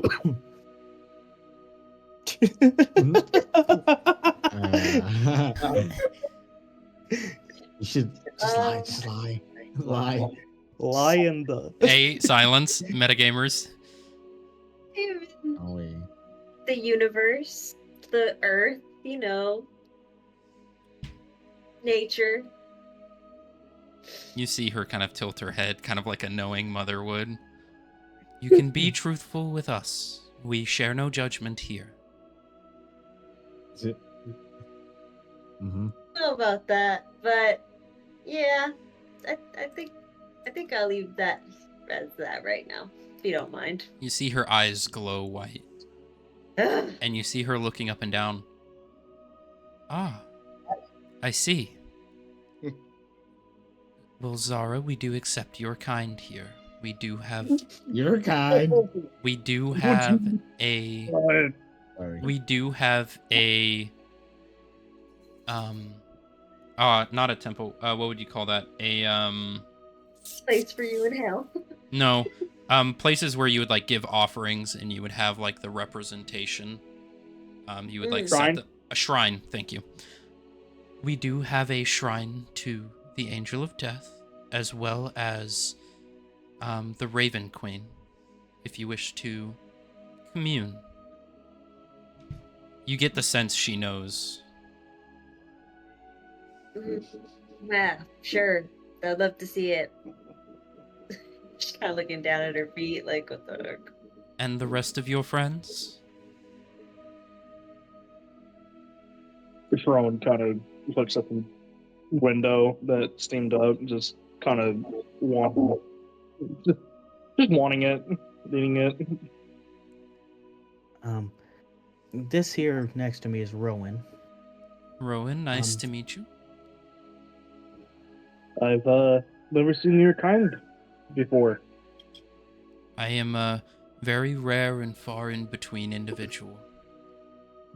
I know you all must be questioning the wings and the halo. I am of celestial born. A half angel, if you will. My parents were blessed by the visage of Lathander. They had troubles bearing a child, and Lathander gifted them me. And so I have devoted my life to the worship of Lathander and the rest of the Celestial Council. That's just nice. I do have one question. Is your bathhouse free of use? We kinda need it. Yes, I noticed the smell when you came in. Our bathhouses are communal.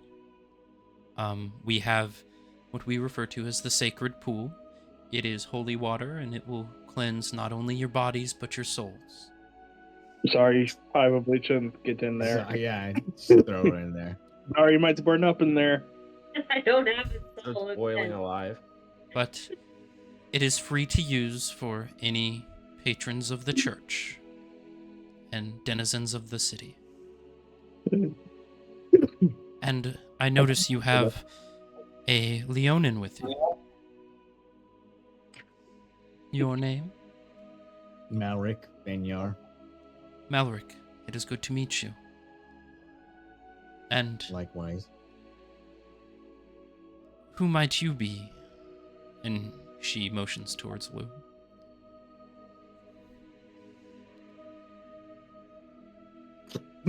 Did his internet die out? Hello. Hello? Lou, you there? Western, you there? Lou? Western thinking.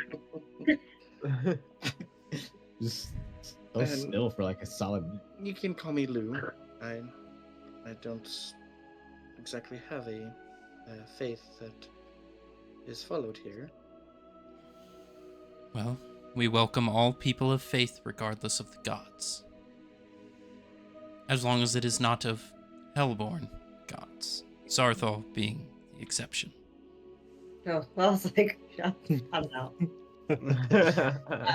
Get out of my church. Oh shit, that means that Mallard might burn too. Oh, no, no. And you, Hey. Get out. Kalimvor's not hellborn. Oh. Yeah, idiot. Well, okay. Oh, yay. I kind of made you guys. And you, tall tin man, do you have a name? Yes, my name is Atlas. Atlas, do you share a faith? Unfortunately, not one followed here in this realm. Then I assume you and Lou are in the same boat.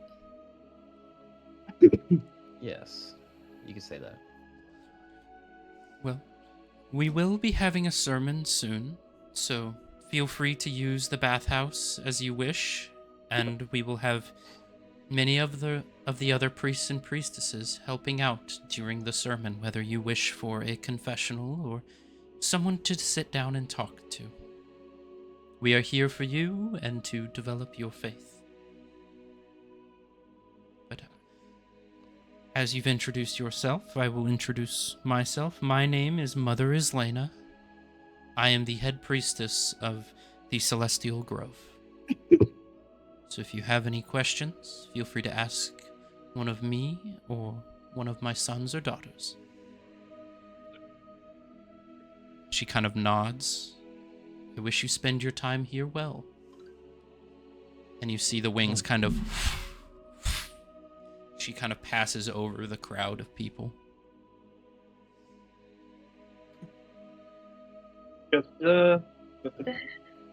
This is a little weird. I didn't bring my church clothes for a sermon. Oh, I'm going to go wash up now. I will Yeah. join you also. Let's go shower. Agreed. You gonna enter the bath in your tin suit, bro? Yes. You're gonna have to go in with your suit as it's fucking bolted to your fucking skeleton. Yeah, I can't really take it off. But as you guys arrive in the bathhouse, you see a very large communal co-ed bathhouse. You see many people just bathing in the warm waters. You see the water is being cycled by some sort of mechanical system. Water being pumped in and out. You see in the ceiling there are 4 holes in which water is just pooling or spraying down into the corners of the bathhouse. You see there are people sitting on stools and benches currently drying off with towels. You see many priestesses standing there with piles of towels, handing them out, as well as ointments and other medicinal applications. You see one of the priestesses, a younger elf woman, as you all arrive. Welcome to the sacred pool. Are you all wishing to imbue yourselves in the holy waters? Yes. Well, we do have cabinets lining the wall if you wish to put your personal belongings in. We will keep an eye on them as you all bathe. Alright, I guess time to rip basically my skeleton out. Okay. Oh god. Fucking die! The easiest way to kick the bucket in D&D. Yeah, rip your skeleton out. Rowan goes ahead and puts his stuff in there. Sure, it's pretty well headed too. All right.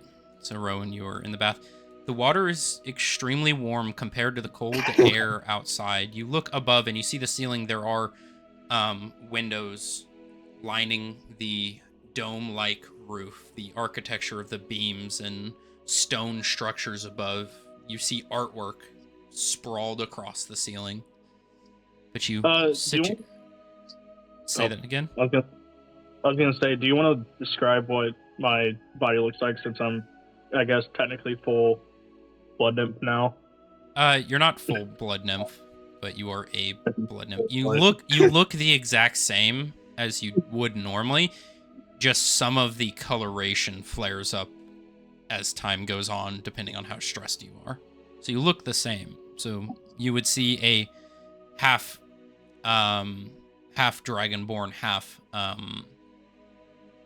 blood nymph figure. The kind of almost bark-like skin, the pale white hair with the red undertone. As you submerge yourself in the water, it is very comfortable, and you almost feel the dirt and blood and viscera just being peeled off by the water, and you see it dissipating into the clear water around. I'm just gonna dunk my head. Just gonna hold my breath. All right. Don't. The rest of you? You're like, that's a bad idea. Malric, are you gonna be a wet cat? Sure. That Malric starts burning in the water. Malric, you have not had a hot bath in a very long time. This feels fantastic. And you see any wounds that you may have sustained begin healing themselves. The aches of your body residing away as you just sink into the warm, holy water. Yerk, are you joining? Yerk is a little hesitant. He hasn't really had a bath for a decent while. A clean bath. You're gonna irradiate the bath. I hope you know that, right? Oh, sorry, you don't know that, good sir. Push. Wait, just push. Yerk, you find yourself submerged in the water. And after a few moments, you feel the feathers regrowing and your wounds healing themselves. Your body aches going away, and you feel more relaxed than you have ever felt in your life. Yeah, maybe Zara does need to get in there. Is so stressed out over there. Is this how a bath feels? Have you not bathed ever? It's usually the water we had was mostly drinking water, since there's not much out there that is not radiated. Well, this is quite early. It reminds me of home. But this is calming. It is. Mark, how are you doing over there, wet cat? Taking it all in, just relaxing. I even got all my feathers back. I was honestly expecting Mark to be drowning, just hating it. I wonder. Wait, Zech, if I were to give Yerk like some sort of spell like for healing, would that bring all of his feathers back? Feathers already grown back. His feathers have grown back since he's been sitting in this pool. Okay. The Eric Croc is naked no more. Now, Atlas and Lou, are you joining in the pool? I'm gonna do a cannon. He's gonna do a cannonball. Oh god. I'm gonna be a literal cannonball. Yes. Jesus. Shoot. You see some of the other denizens of the pool go, "Ah, come on!" as it splashes. But Atlas, the weight of your armor is lifted, and you feel really relaxed. Honestly, somehow better than the NGC showers. Damn! Wow! It's like my armor isn't even there anymore. New faith, new faith, new faith. Yeah. Goes back to the water. Fuck it. It just lays down flat with my face down in the water. All right. Bare ass cheeks floating. All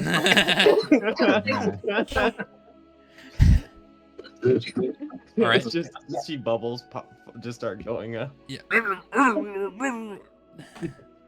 Lou, you're joining?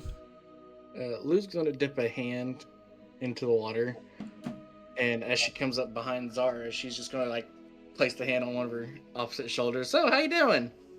No, I'm scared. I'm so scared. I'm gonna die in there. I knew it. Oh shit! Oh no! Stop rolling. All right. You just rolled for attack and damage. You place your hand on her shoulder.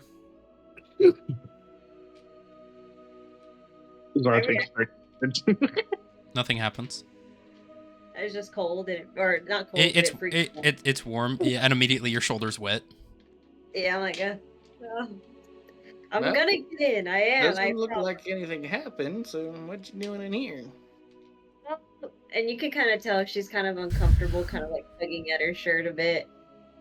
I've never been naked in front of anybody. I mean, who said you'd be naked? You could just jump in with your clothes on. I just flip over. That's what I did. You also see all of the rust emanating away from your armor, Atlas. Hey, man. I'd expect it to be like. I expect this armor to not be able to rust. It's just a bath in acetone. This armor should not be rusting. There is something going on in this world that is messing up my material. The pollution in the air. Radioactive water from like a fucking power plant or something. It's just imbuing all of us with the radiation right now. That's why we feel so good. Bruh. Gosh. So, you want to join? Yep, I'll get in, but I'm not taking my clothes. That's all right. And you kind of just see Zara dipping her toes in, like, very slowly. It's comfortable. Roll again. Roll again. Toes. They're not, my whole body's not raw like that. Jesus. Oh, Right. Zara, you finally joined us. Zara, Yeah. I thought it was different genders. this bath is warm and comforting. It brings back memories of home. As a kid, your mother bathing you. And that connection to your mother seems to flood back to you. That memory, that peace and comfort you haven't felt in a while. It seems even the stress and anxiety just seems to drift away. And in this moment, you are at peace. For the first time in a while.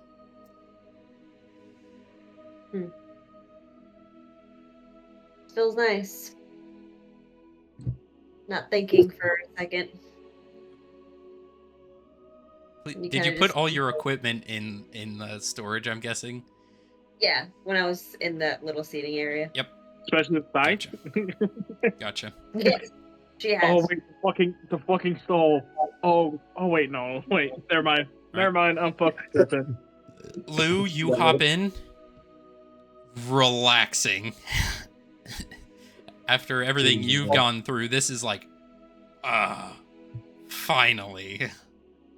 Wait, does Lou's arthritis go away? Yeah. Your bodies feel great. And any of you, I know you guys don't have any spell slots missing, but any of you who had spell slots missing, you regain all your spell slots. Her gay goes away. Basically, you get a free long rest. We just had 2 long rests back to back.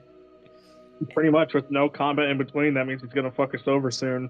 Yeah. Hey, Lou, are you relaxed here too?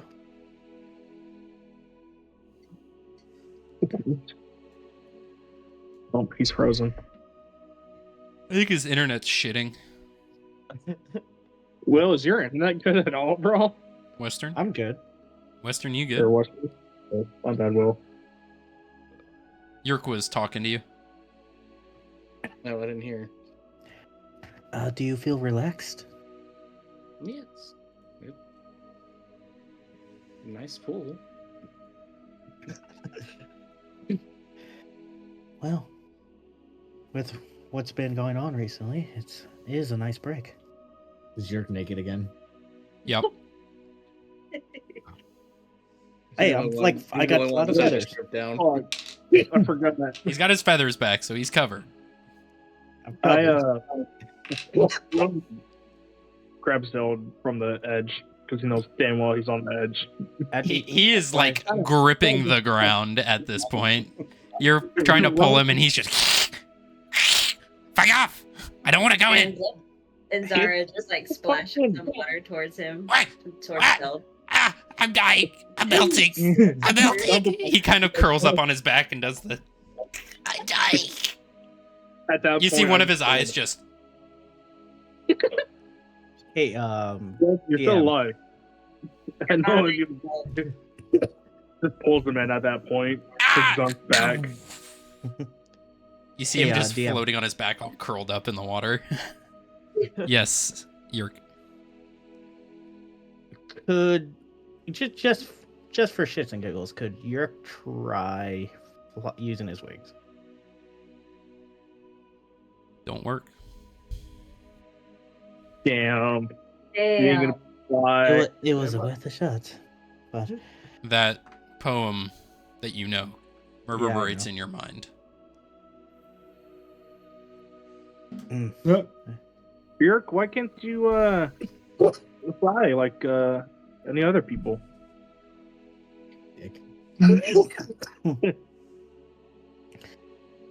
I do not know too much about it, but most of my race were doomed to not fly after the burning of the sky tree. Huh. That's that doesn't seem to biologically work. You are a bird, right? Yes. Uh, I don't know myself. I just know most of my kind I've known at this point just can't fly now. And Yerk ponders a bit. I'm sorry to hear that. As Friend? Yerk actually noticed any other Air Cochrane through his journey so far? No, not a single one. Has any Any of you mates nearby? have you any of you seen any of my kind out there before? Have we? That's Not that you can remember. damn. Not Definitely not us. I can't imagine I have. I'm sorry, Eric. Oh, I must be the last one then. It seems that way, brother. Yerk kind of just slowly sinks down a bit to the pool a bit. The only thing that's popping up is his fucking beak. It's the beak. Well, Yeah. this is, I'm assuming, our punishment, I guess. Marek, have you seen any of your kind? No. Do you know if you're the last of your kind? Probably not. I'm fairly certain that I've seen your kind in the wastelands. They're just a bit more feral. Well, mine are I too. don't doubt that. Yes, your kind also, Rowan.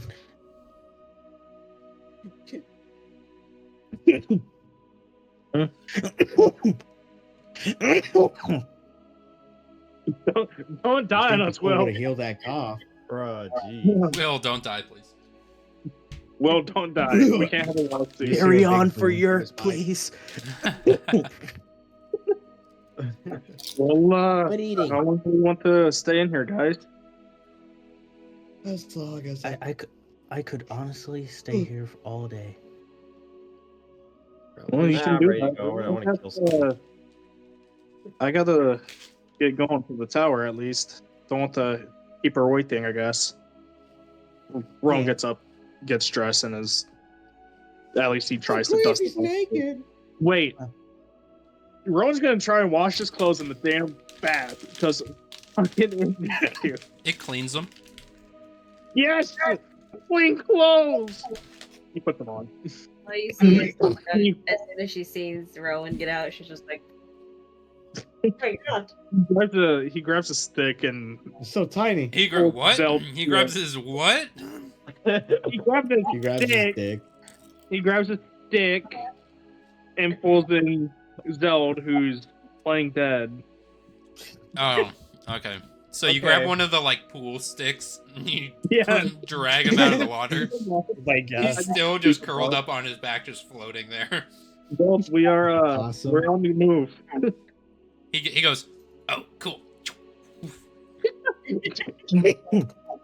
I think I will. Yeah. I think I will stay here for a little bit. I'll catch up with you guys in a moment.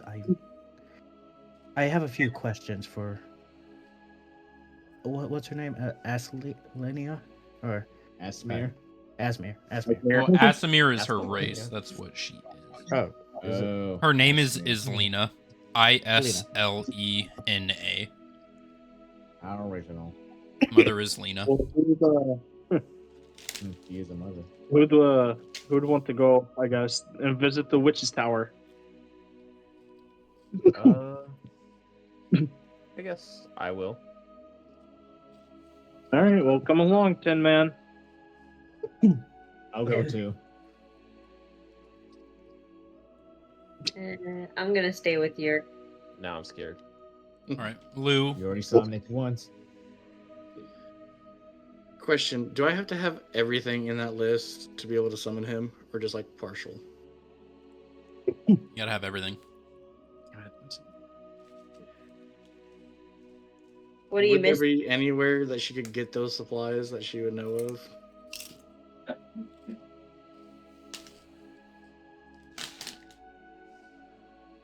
Let me double check. Bloodbath and Beyond. Oh my gosh. Did I think I put it in reference? No, I didn't. Zara and Yurt sitting in the tree. No, So- she's just concerned Sorry. maybe now. So you would need a personal effect of yourself. You could get the ruby from a alchemical store or a magic store, the chalk from a magic store. The only two things would be the second and third item. Those would be the only two ones that would kind of be hard to come by. You'd have to look for them. I'll figure out the rest of the group. So while they are heading out, we're gonna do what's in the church first, just because that's where we're at. What's in the box? So Yerk I think my and computer just killed itself. Oh, never mind. Yerk Okay. and Zara, you are left alone in the church. As you get out of the bath and get redressed, one of the priestess walks up. If you don't mind, I will dry you off. You see, she waves her hands. She's gonna cast prestidigitation, and you feel the water just evaporate and dry. Did we Zara get that done? feels for her pockets. Roll an investigation check.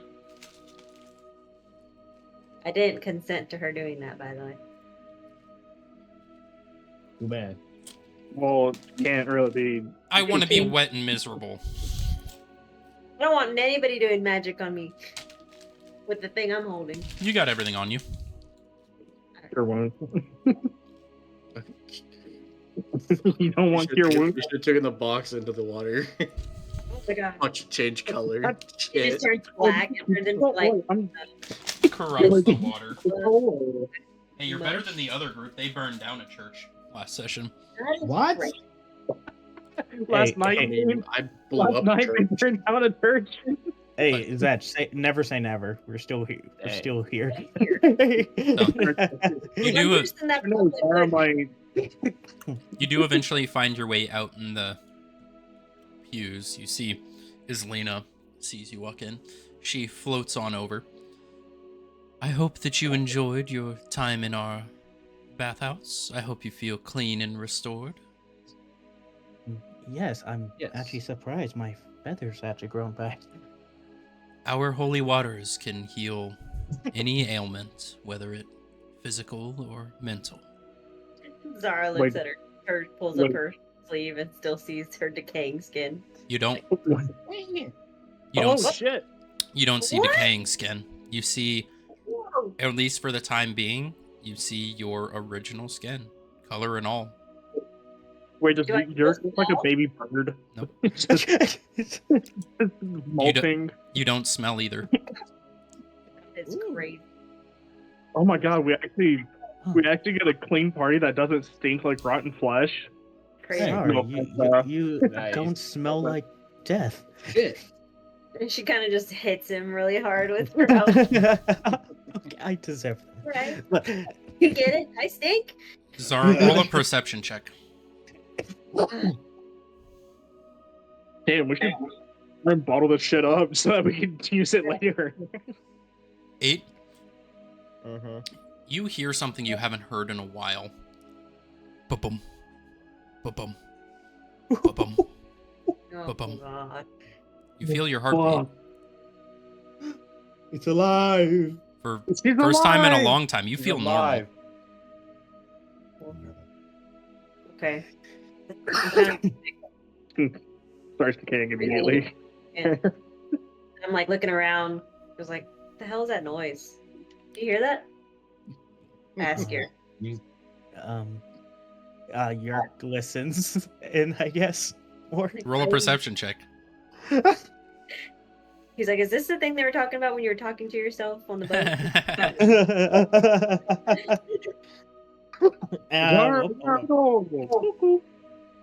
Yeah. Come on. I can't wait to. Can't wait for my pickup character. 8. You don't hear anything. I think you are a bit hallucinating a bit. You look concerned, Zara. Is there something you're questioning? I mean, my skin is not decaying anymore, so that's kind of weird. Yes. Our holy waters allow for the repair of the body, although in your circumstance, I can't promise it'll last for long. But as long as you contain yourself within this church, the negative side effects to your condition will be subsided. Once you leave the church, it'll be about an hour until it reverts to what it was before. Zara just thinks it's fitting with church. Just living it. Right. Well, that's These interesting. are small blessings of the gods that we were allotted to give to our denizens. Right. Oh shit! So Lou's gonna get her arthritis back in an hour. Well, fun. Does this mean that my feathers will fall off? No, your ailment was more of a natural sense. Hers is a little bit more in the arcane. And you see Zara, she's like, He's walking an hour later, just all naked. My hair! Ah, my feathers! there goes blood back. Well, that is good. I did miss majority of my feathers. I could tell. But you all smell a lot better, and I hope you feel better too. Want a better smell? As you have bathed now, I can give you a tour of our temple if you wish. That would be appreciated. Zara, are you coming? Going wherever you're going. So, Oh, thank you. where you left is the sacred pools, our communal bathhouse. Where you are now, this is our pews for our sermon services. If you walk past the stage, you will find yourself in the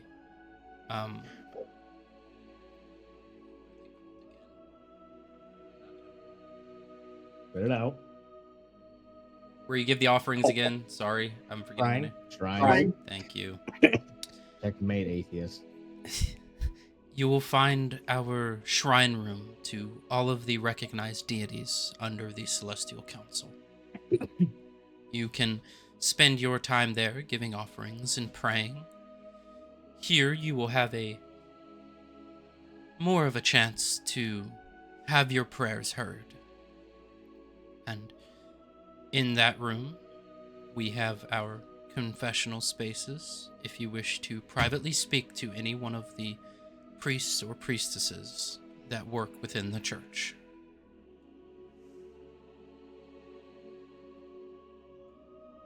See, I can follow you around, or I can let you explore on your own. I did have a question. Of course. Have you seen any other of my kind around? Eric Cochran? Yes. I've seen a few in my lifetime. Any Recently? specific one in particular? No, not to my knowledge right now. I haven't seen my kind of through my journeys here so far. They are very rare and far in between. The few that venture out have trouble engaging in the rest of civilization. From what I know and from what I've talked to them, most of the Eric Cochran that are left reside in the mountain below the ruins of the Sky Tree. Most of them keep to themselves and contain themselves underground after their severance from grace. Hearing that again, and Yerk's just hearing that words again is just hitting them a bit more. Severed from grace. I've heard this in a story. Yes. When the Sky Tree was at its height, before the Bostrian War,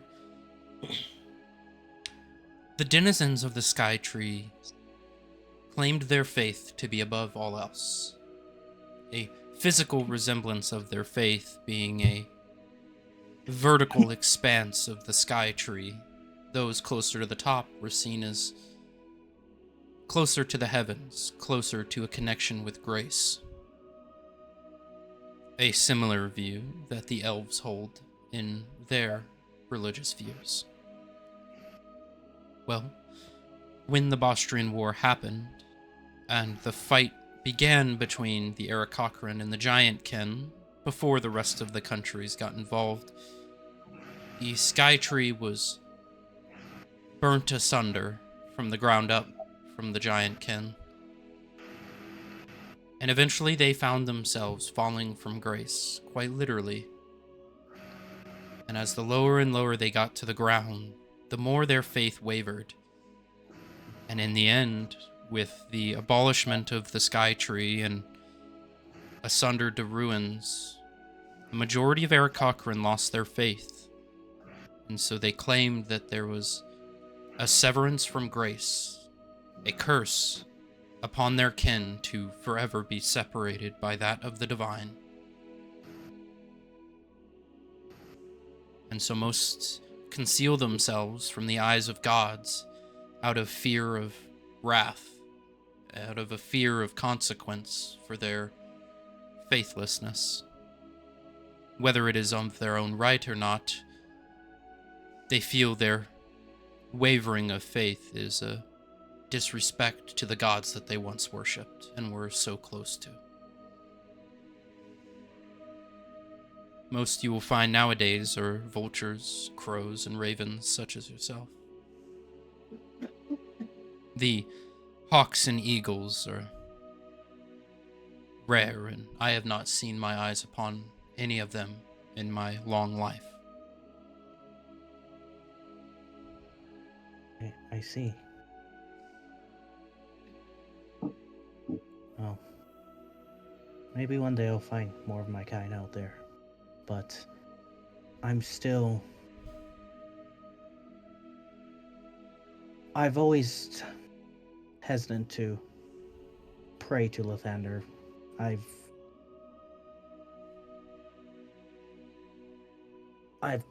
feel like he forsaken my family. How so? Taking them so early in my life, and just the wasteland of itself, just these creatures and the harshness of this land. When the Bostrian War happened, a lot of the gods' ability to intervene with the world was limited, especially in the Bostrian wastelands, a world so irradiated that any of the divine magic seems to dissipate and isn't able to break through that barrier of overwhelming arcane mana. So it is harder for those in the wastelands to find their way to faith when the response is limited. I do believe that Lathander's plan for us all has meaning, and there is a reason to what he has devised. So your parents being taken early in your life, it may have been needed to set you on the path you find yourself now. Put you on a path that'll allow you to help others in similar situations. Maybe some friends you find yourself have also lost parents Maybe they need a shoulder to lean on, someone to confide in similar situations. If you hadn't have gone through those events, maybe you wouldn't be able to help them to the extent that they need in that moment. Some of the pains that we go through in life are for the sole purpose of learning how to help others navigate through a similar pain. Because if you hadn't gone through those events, you wouldn't have that capability to do so, would you? This plan, we can't imagine to have any idea as to where it will end. But that is where we have faith. Faith that we will not be led astray, and as long as we align ourselves with the wishes and the godlyhood of our following, that we will end in a place that is worthy of our faith. So although it is sad, friends may die, there is a reason for it. And what you take from that is up to you and how strong your faith can be.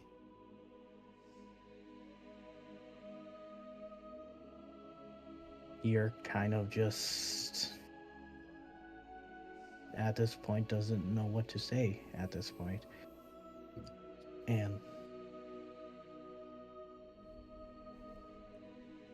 kind of takes a seat on one of the pews for a sec. She kind of sits next to you.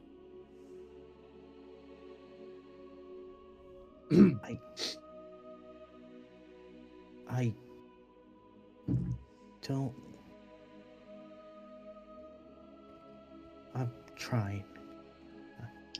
I'm trying to learn at this point, and I understand that I will lose people. It's just hard. Sometimes lessons are hard to comprehend. Loss is never an easy thing. But you can only do as much as you're capable of doing. Don't let your faults be the reason that a death weighs on your soul. As long as you have done your best, although sad, you must not hold it on your own. Your parents, as I understand, died young. May I know a bit about that? What happened to them? My father died of more of older age and radiation. My mother, she was transformed into a blood nymph. There was no way to save her. So I had to put her out of her misery. I understand. That must have been hard for you. Yes. I'm not going to say I understand how you feel. But there are many who have come here who have had to do things for the sake of their loved ones. Although the situation your parents found themselves is not great, but as is the nature of this world, bad things happen. What you need to learn from it is how to take that sadness, that despair, that feeling that comes along with loss and the taking of a loved one's life, and learn from it. Learn how to prevent it. Learn how to be more forward-going when it comes to the care you put. As the gods have laid out clearly, life, mortality is a feeble thing. Any day could be your last, so you must live it to the fullest. Help those around you, do what's good, aid those who are suffering. And from what we've seen, those who have suffered the most are the best when it comes to helping others out of their own ruts. So, that feeling of you having to lay your mother to rest, do you think that brought her peace, ending that pain, that suffering that she was enduring?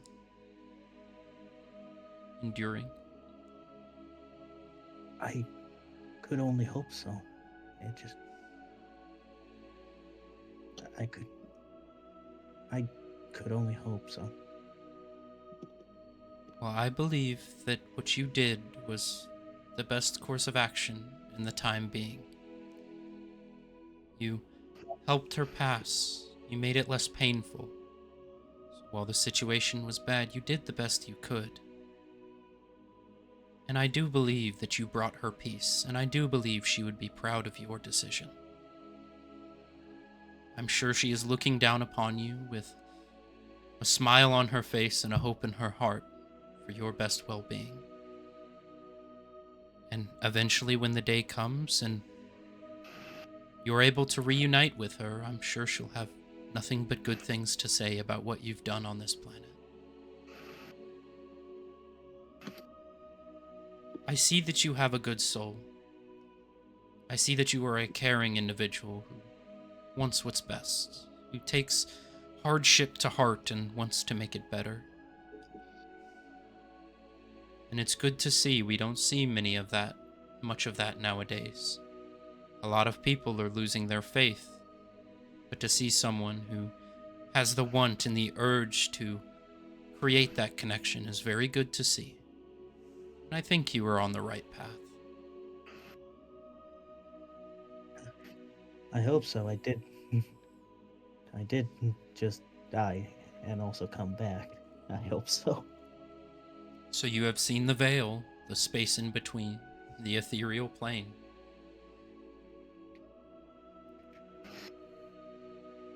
Many people see it at least once in their life. Most at the very end, but there are few that get to see it multiple times. And it can go one of two ways. Either it can frighten you, scare you, or it brings an appreciation to the people and places you found yourself in. A want to do better, a want to protect. And I hope that's where you found yourself. I was told by Azrael that I was destined for greater things. And I'm sure you are. And just to protect the people I love and like and help them with their goals. That is a very noble vow, Yerk. It is very selfless of you. Thank you. I'm trying. And it's been difficult, but... And Yerk looks at Zara. Oh my god. I'm waiting for you to say something like that. You see as Lena look over towards you as well. But I am trying. Sometimes people are hard to help. Sometimes people don't want to be helped. And you have to learn the balance of when to give and when to watch. Sometimes you may try and give help to someone and they don't want it out of their own sense of self-accomplishment, able to do things on their own. So sometimes it requires watching and waiting and finding that particular point in which your help is needed. And typically, that is when your help is needed the most. I see. So don't try to overbear yourself with constantly trying to help, but pick the moments where it's most beneficial and where what you do matters most. And Yerk just smiles at Zara. Yeah, I will. But... No, yeah. just casually talking shit. It's fine.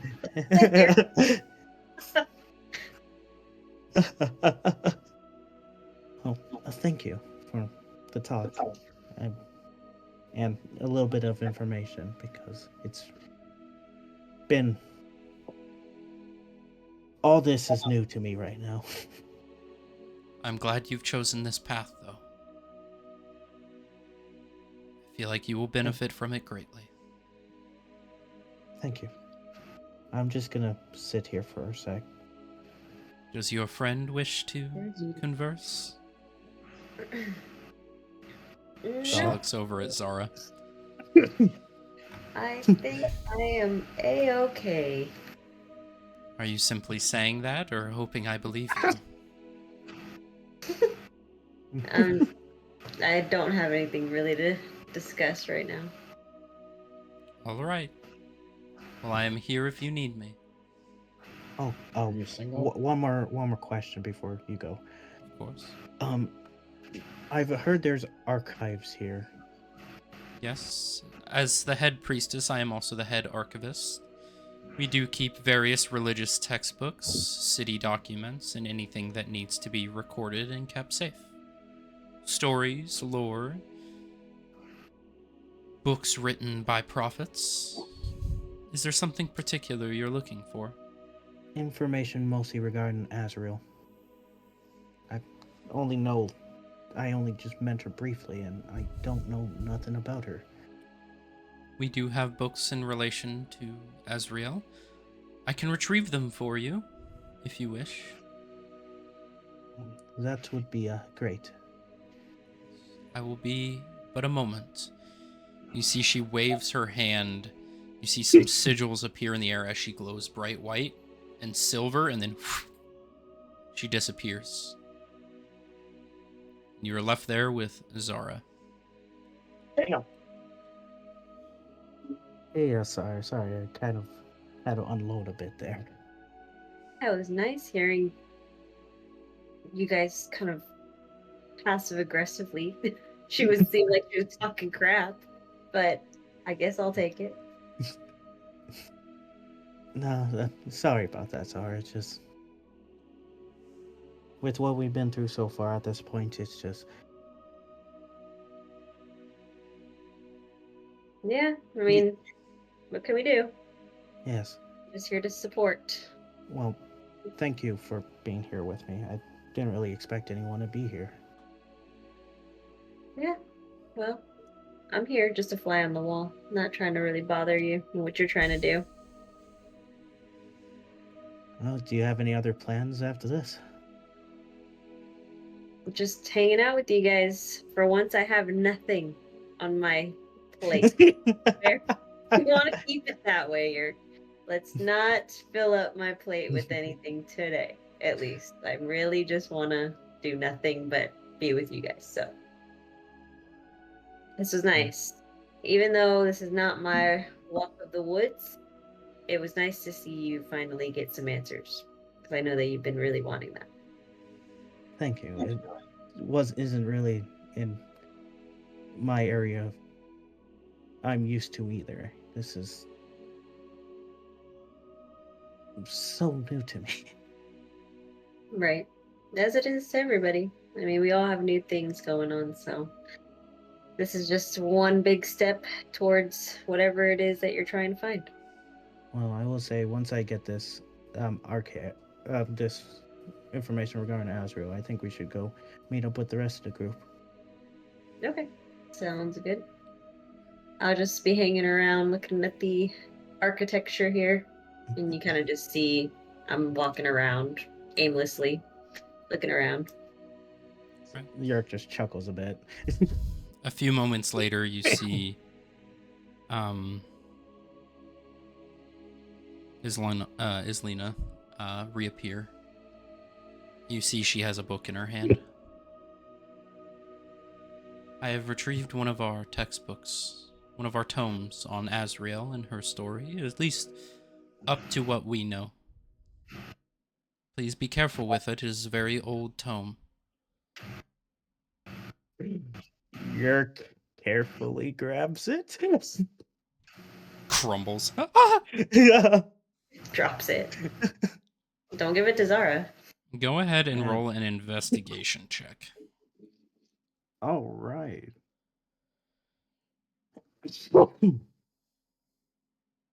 Bless you. Ooh.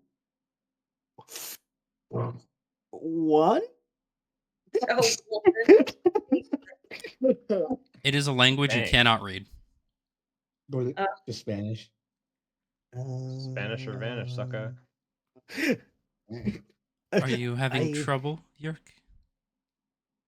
I can't I read don't know how this. to read. Of course. I can read it to you if you wish.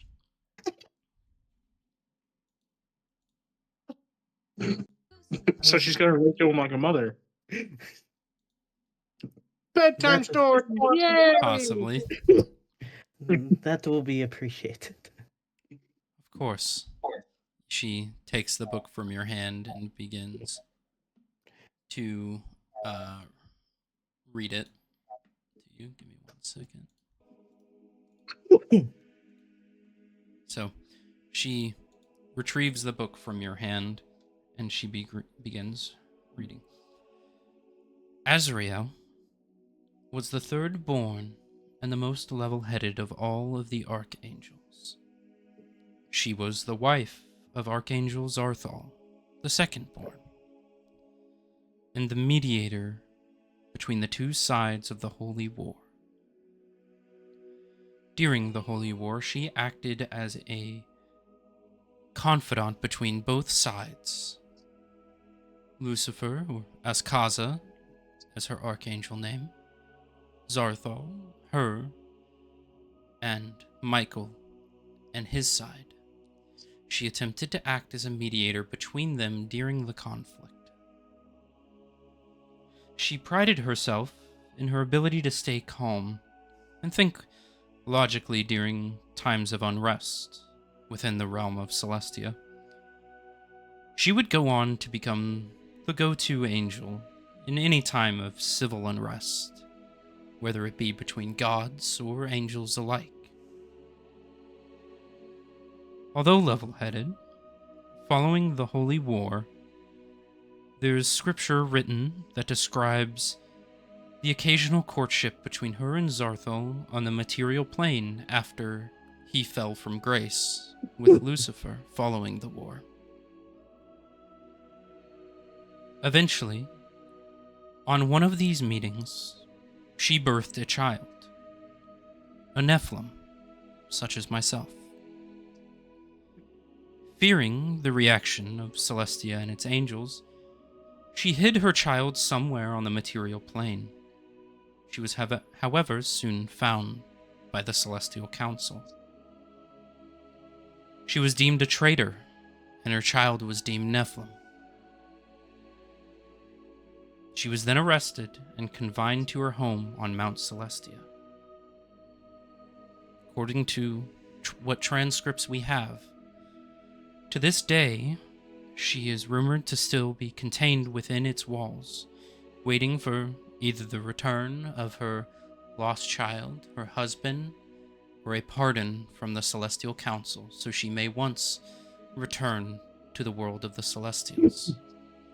Until that day comes, she is burdened to watch existence from a confined cell, disallowed from communicating with anyone outside.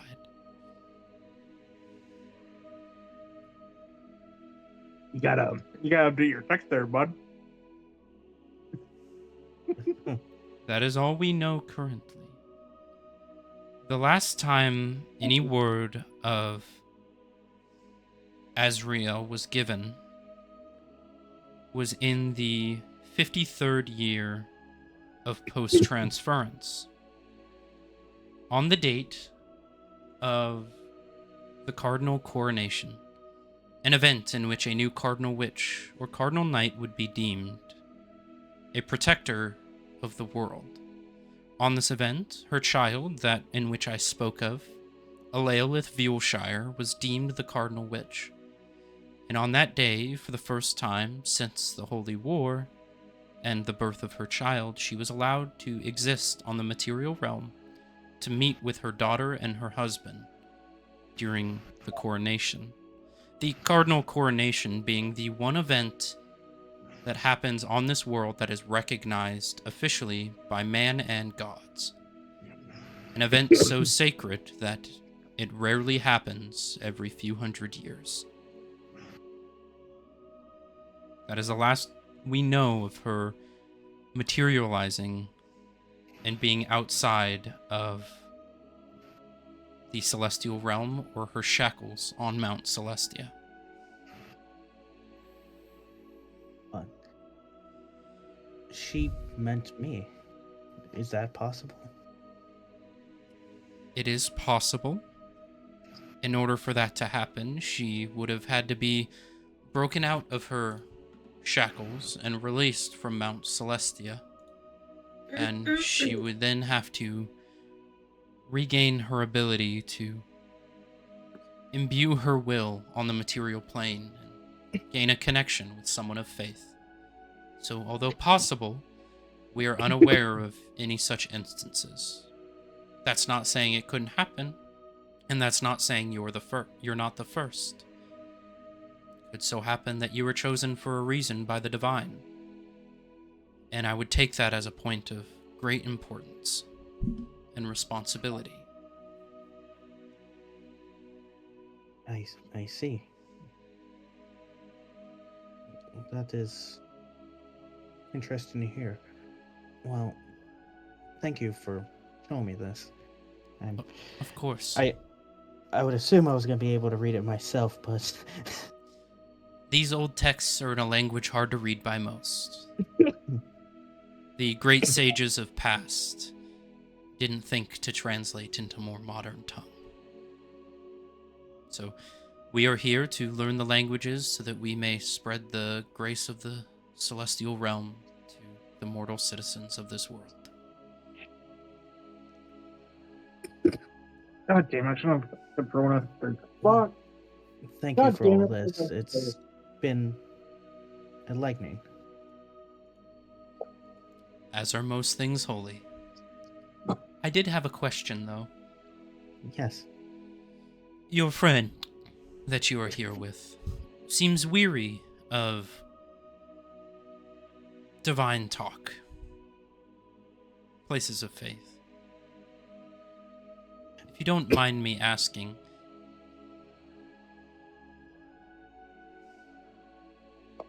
what position is she in at the moment?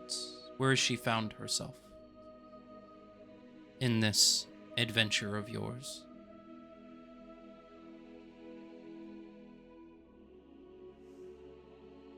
Since you've been truthful with me so far, I will be truthful with you. Oh my god, no! Jesus! I should have just left. I should have just left.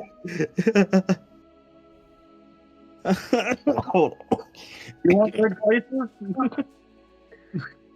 know, just put me on the stakes right now. Just the stakes right now. All right. She is bound by Sarthol at the moment. She is a reaper, I know.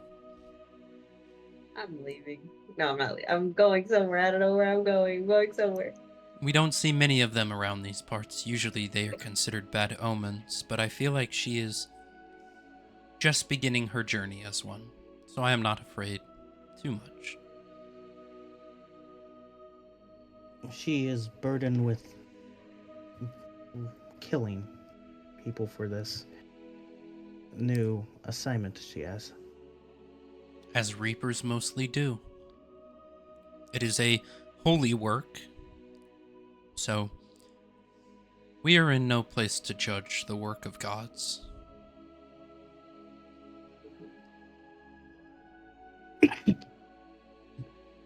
And we did run into trouble with a few people on our way here, and she had to kill someone that she didn't want to. Sometimes things are needed to be done out of the betterment for the people around you. I'm not saying that these acts are righteous ones, but things happen in life that sometimes just need forgiveness.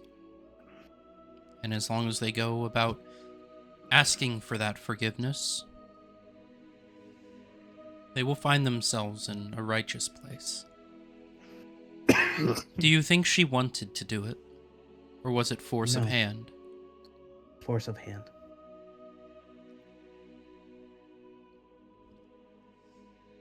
I don't think she was in the wrong then. Your heart can be in the right place and you can do wrong things. But that does not mean you should be vilified for it. A person in her situation is going to have to make sacrifices for oneself, whether it be one's own actions to benefit the safety of their loved ones. Sometimes they must make bad decisions, but it is what they do after those decisions is what matter. Do they repeat the decision? The next time it happens, do they try to find a way around it? Mediate a conversation so harm does not have to be done. We cannot learn from a lesson until it is taught to us. If she learns from this act and attempts to do better, then she can find herself on a better path.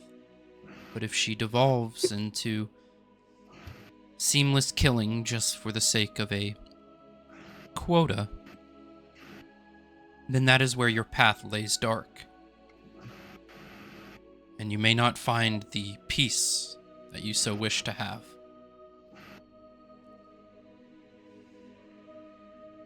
So I think caring for her, helping her find that right path, would be the best course of option. Show her love and compassion and understanding, and help to the best of your ability. I see. I will do my best. And I know, at least for certain, I've seen her good side. She has one, and she doesn't want to do any of this.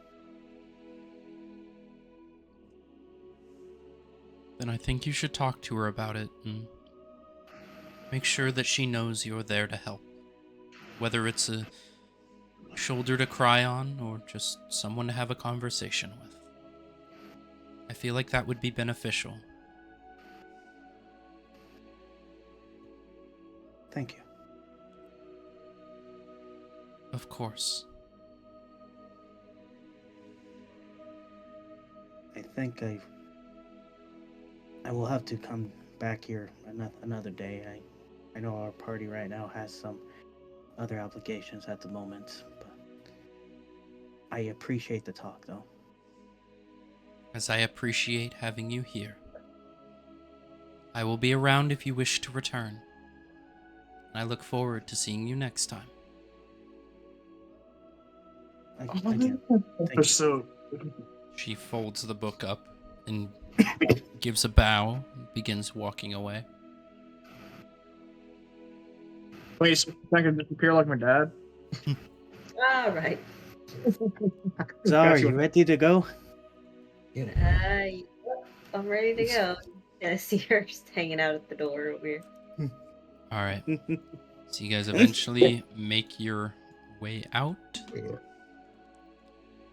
We have a map for that? No. And eventually you get brought back to the other group. There we go. All right. So the rest of the party eventually makes their way down through the city and eventually arrive at the Amber Glass Witch's Tower. This massive, sprawling tower of arcane artistry and architecture. And you eventually find yourselves to the base of the tower, sprawling above you. And you find the rest of your party standing there. Do you knock or? You do not see any doors. Oh shit! Wow, fuck. How'd you know this We place? should probably look around this place first before we do anything. Make sure it's secure. Yurkins are caught up, right? I'd say you were still in the process of catching Walking up. there. Yeah. Okay. I'm just gonna kind of bang on the wall, I guess. I mean, we're kind of out of options. You hear a boom, boom, boom, and eventually you hear ding, ding, ding, ding. I don't like that noise. You hear a as you see the wall subside and begin peeling to the side as a doorway appears. You hear Wilbur! as a door opens. You see a kobold, a red-scaled kobold, about 3'4", in a little butler's attire. You see he's got one overgorged eye and one really small one. You see a monocle in front of the larger eye. You see a very thin handlebar mustache that kind of looks like it was probably glued on to the very end of his snout. Yes, can I help you? Oh my god, I want to adopt him. I want to adopt him so bad. I am. Just take him. He's not. He ain't that big. I am the son of Centurio. Yes, Centurio. Are you here to have a meeting with the lady? Yeah. Is that a yes? Yeah. That is a yes. I am. Of course. Well, if you don't mind making your way in, would you like any tea or coffee while you are waiting? I have to go get the lady, make sure she's not too busy working on one of her experiments. What type of tea do you have? What type of tea do you want? Well, I like to look at the list if you have any. Of course. He opens the door and waves you in. At this point, the other two would be arriving.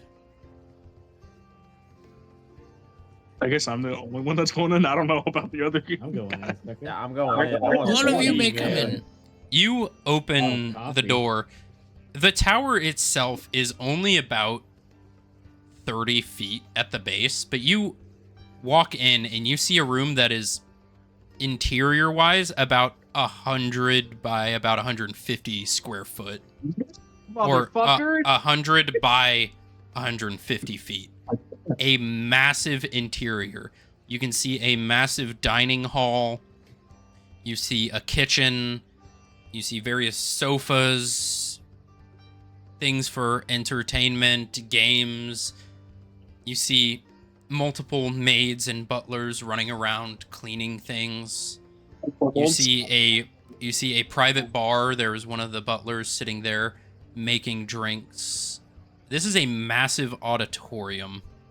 And you kind of look outside the door, and the tower is small. You look back in, and it's massive.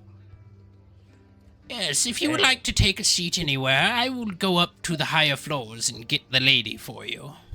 Ooh, I'll feel free to make yourselves at home. Drinks and food and such are free. What is your name?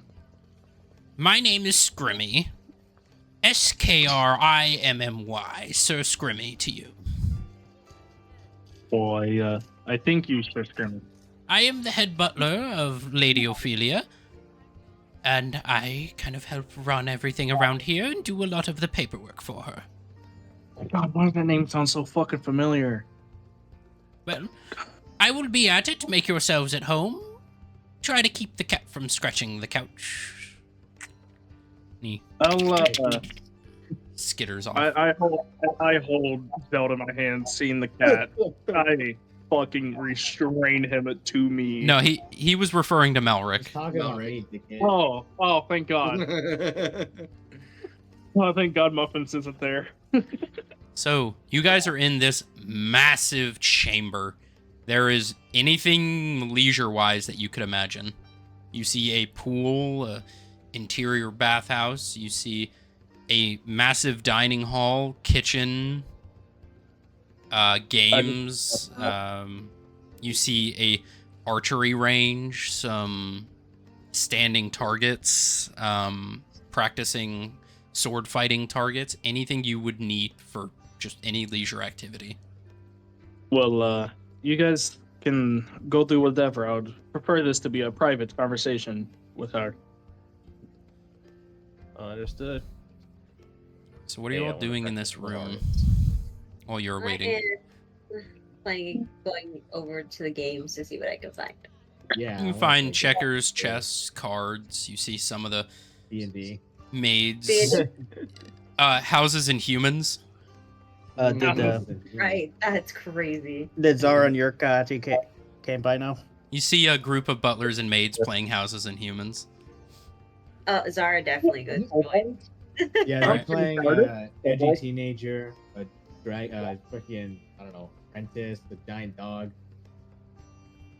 And you go over and you see one is sitting behind this cardboard cutout, almost like a screen of sorts. You see they've got some dice and papers around. You see he's currently acting out a character. Now, Jimmy, I've told you, you can't be stealing from the neighbors. It's not good for you. One of them goes, but Dad, I don't, he was bullying me and I thought, I don't know, slashing the tires would have been a smart idea. Well, I've told you, we have to pay that back. And this conversation is just kind of going back and forth. You see, you walk up, the house manager, the HM, if you will, looks at you. Can I help you? Yeah, this seems pretty interesting. What's going on over here? Oh, we were playing a game that was brought in recently by Our Lady Ophelia. It's a game called Houses and Humans. It's quite a interesting game. It has semblance of things we've never heard of before. The architecture is cool. He shows some of the art. Modern houses and cars and shit. Oh, okay. She like gets on the level of the table and she's kind of like scoping out. You see little miniatures. You see a miniature car, a makeup of a house, different floors. And she like picks up one of the pieces and then kind of like looking at it. Huh? Do you have room for more? You see one of them. Actually, I think that we're kind of maxed out on players right now, but you may be able to join another time. Darn. Well, we'll just watch then if you don't mind. Of course, I don't mind anybody watching. And you sit there watching a game of Houses and Humans for about 15 minutes until eventually you hear a boom, a bell, and you see a portal appear on the roof as you see a woman begin floating down. You see a short and slender tiefling woman, amber-colored skin, short black hair, short horns just poking out of the forehead. You would see very intricate red and platinum robes. You would see a very large staff in her hand with this glistening arcane core of fiery energy as she begins floating down. This better be good. I didn't expect guests today. DM, I got a question. Mm-hmm. Do I know her from just hanging out with my father or, hanging out with Zen? Nope. God, why does she sound so fucking familiar? Just the name sounds familiar. But she floats down. What are you all here for? I have business to attend to. Sorry, madam. It's important to my father's relations with you. Centurion. You see she gets a look in her eye like, oh god. Relations. Please explain. For one, sorry for his actions. I know he can be a very friendly man, but They're not all bad, but he is quite annoying at times. What can I help you with? I'm a very busy woman. It's about the factor out. If you have any information about it, really. Oh, he did refer that you would be clearing out one of his factories for him. I'm sure he made it clear upon completion of regaining control of the factory you can come here, and I may have a few items for you as a reward. A few favors from Centurio. I was wondering if you needed any supply, I guess, from it. I have more than enough supply. She kind of looks around the room. I did notice that it is pretty crazy magic that you got going on in here. Yes, a witch as myself must be able to cast magic of this extent. Who are you all?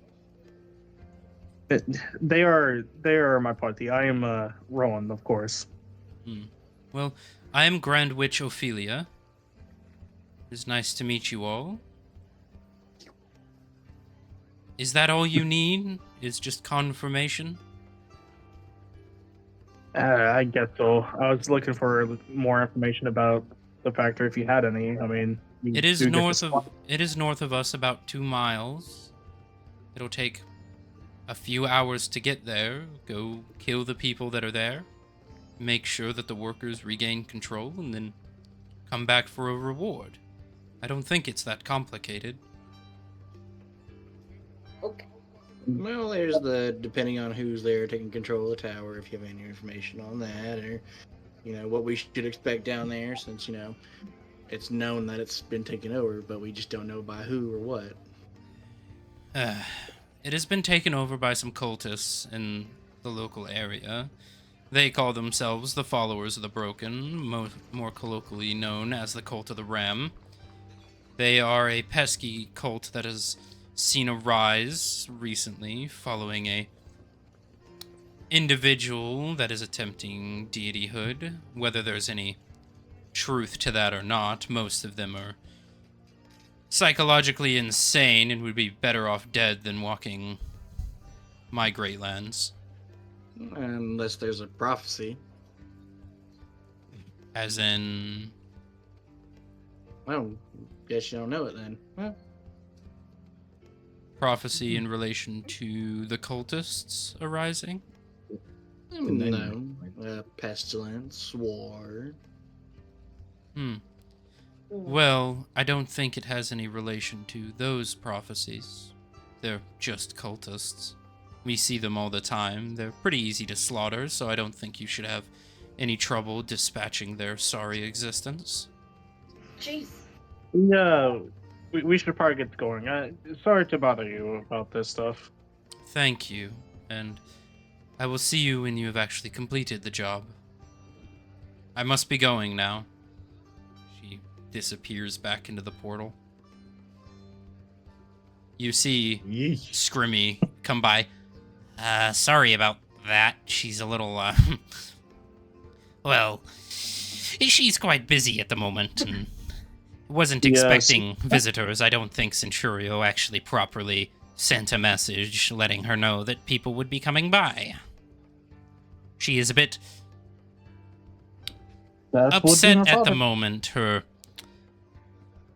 Well, you didn't hear this from me, but her line to the Cardinal Witch position was kind of overthrown a while back, and she's still kind of pissed off. So she's busy working on a way to try and reclaim that title. That is understandable. Thank you, though, Skirmy. Of course. We'll be back, I guess, pretty soon, or give or take a couple hours or a day. All right. Well, I'll see you back if you live. Shoo now. We've got things to attend to. Rowan just walks up. Rowan is feeling very, very small, like he was talked to like a child. The door is shut behind you all, and you find yourself standing very awkwardly outside of the Amberglass Witch's Tower. Well, I guess at this point we would be down to shopping at this point for any necessary things. Luke, could I just see that map? I might just go on and go ahead and scout for the day, I guess.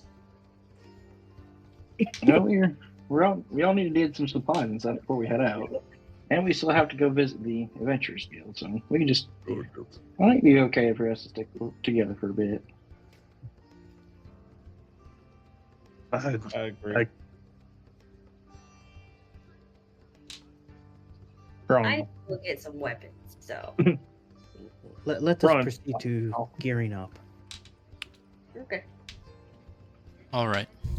So, as you all leave the watchtower and you begin, or not the watchtower, the witch's tower, and you begin your excursion into the city to do a bit of shopping. The day is high, and most of you are feeling a lot better than you were when you arrived. As you walk into the busy, bustling streets of Port Theridun, that is where we are going to end the session for today. Woohoo! Dang, I mean, I was okay. A lot of hotties this session. Not gonna. A lot of stressful. You making me stressed this whole fucking time. So I'm gonna Somebody get else getting stressed is wild. I'm gonna be bullied for the Stressed next in like, another 3 way. sessions. That's great. I don't know. I feel like this session's been from at least from Yurk at this point. Just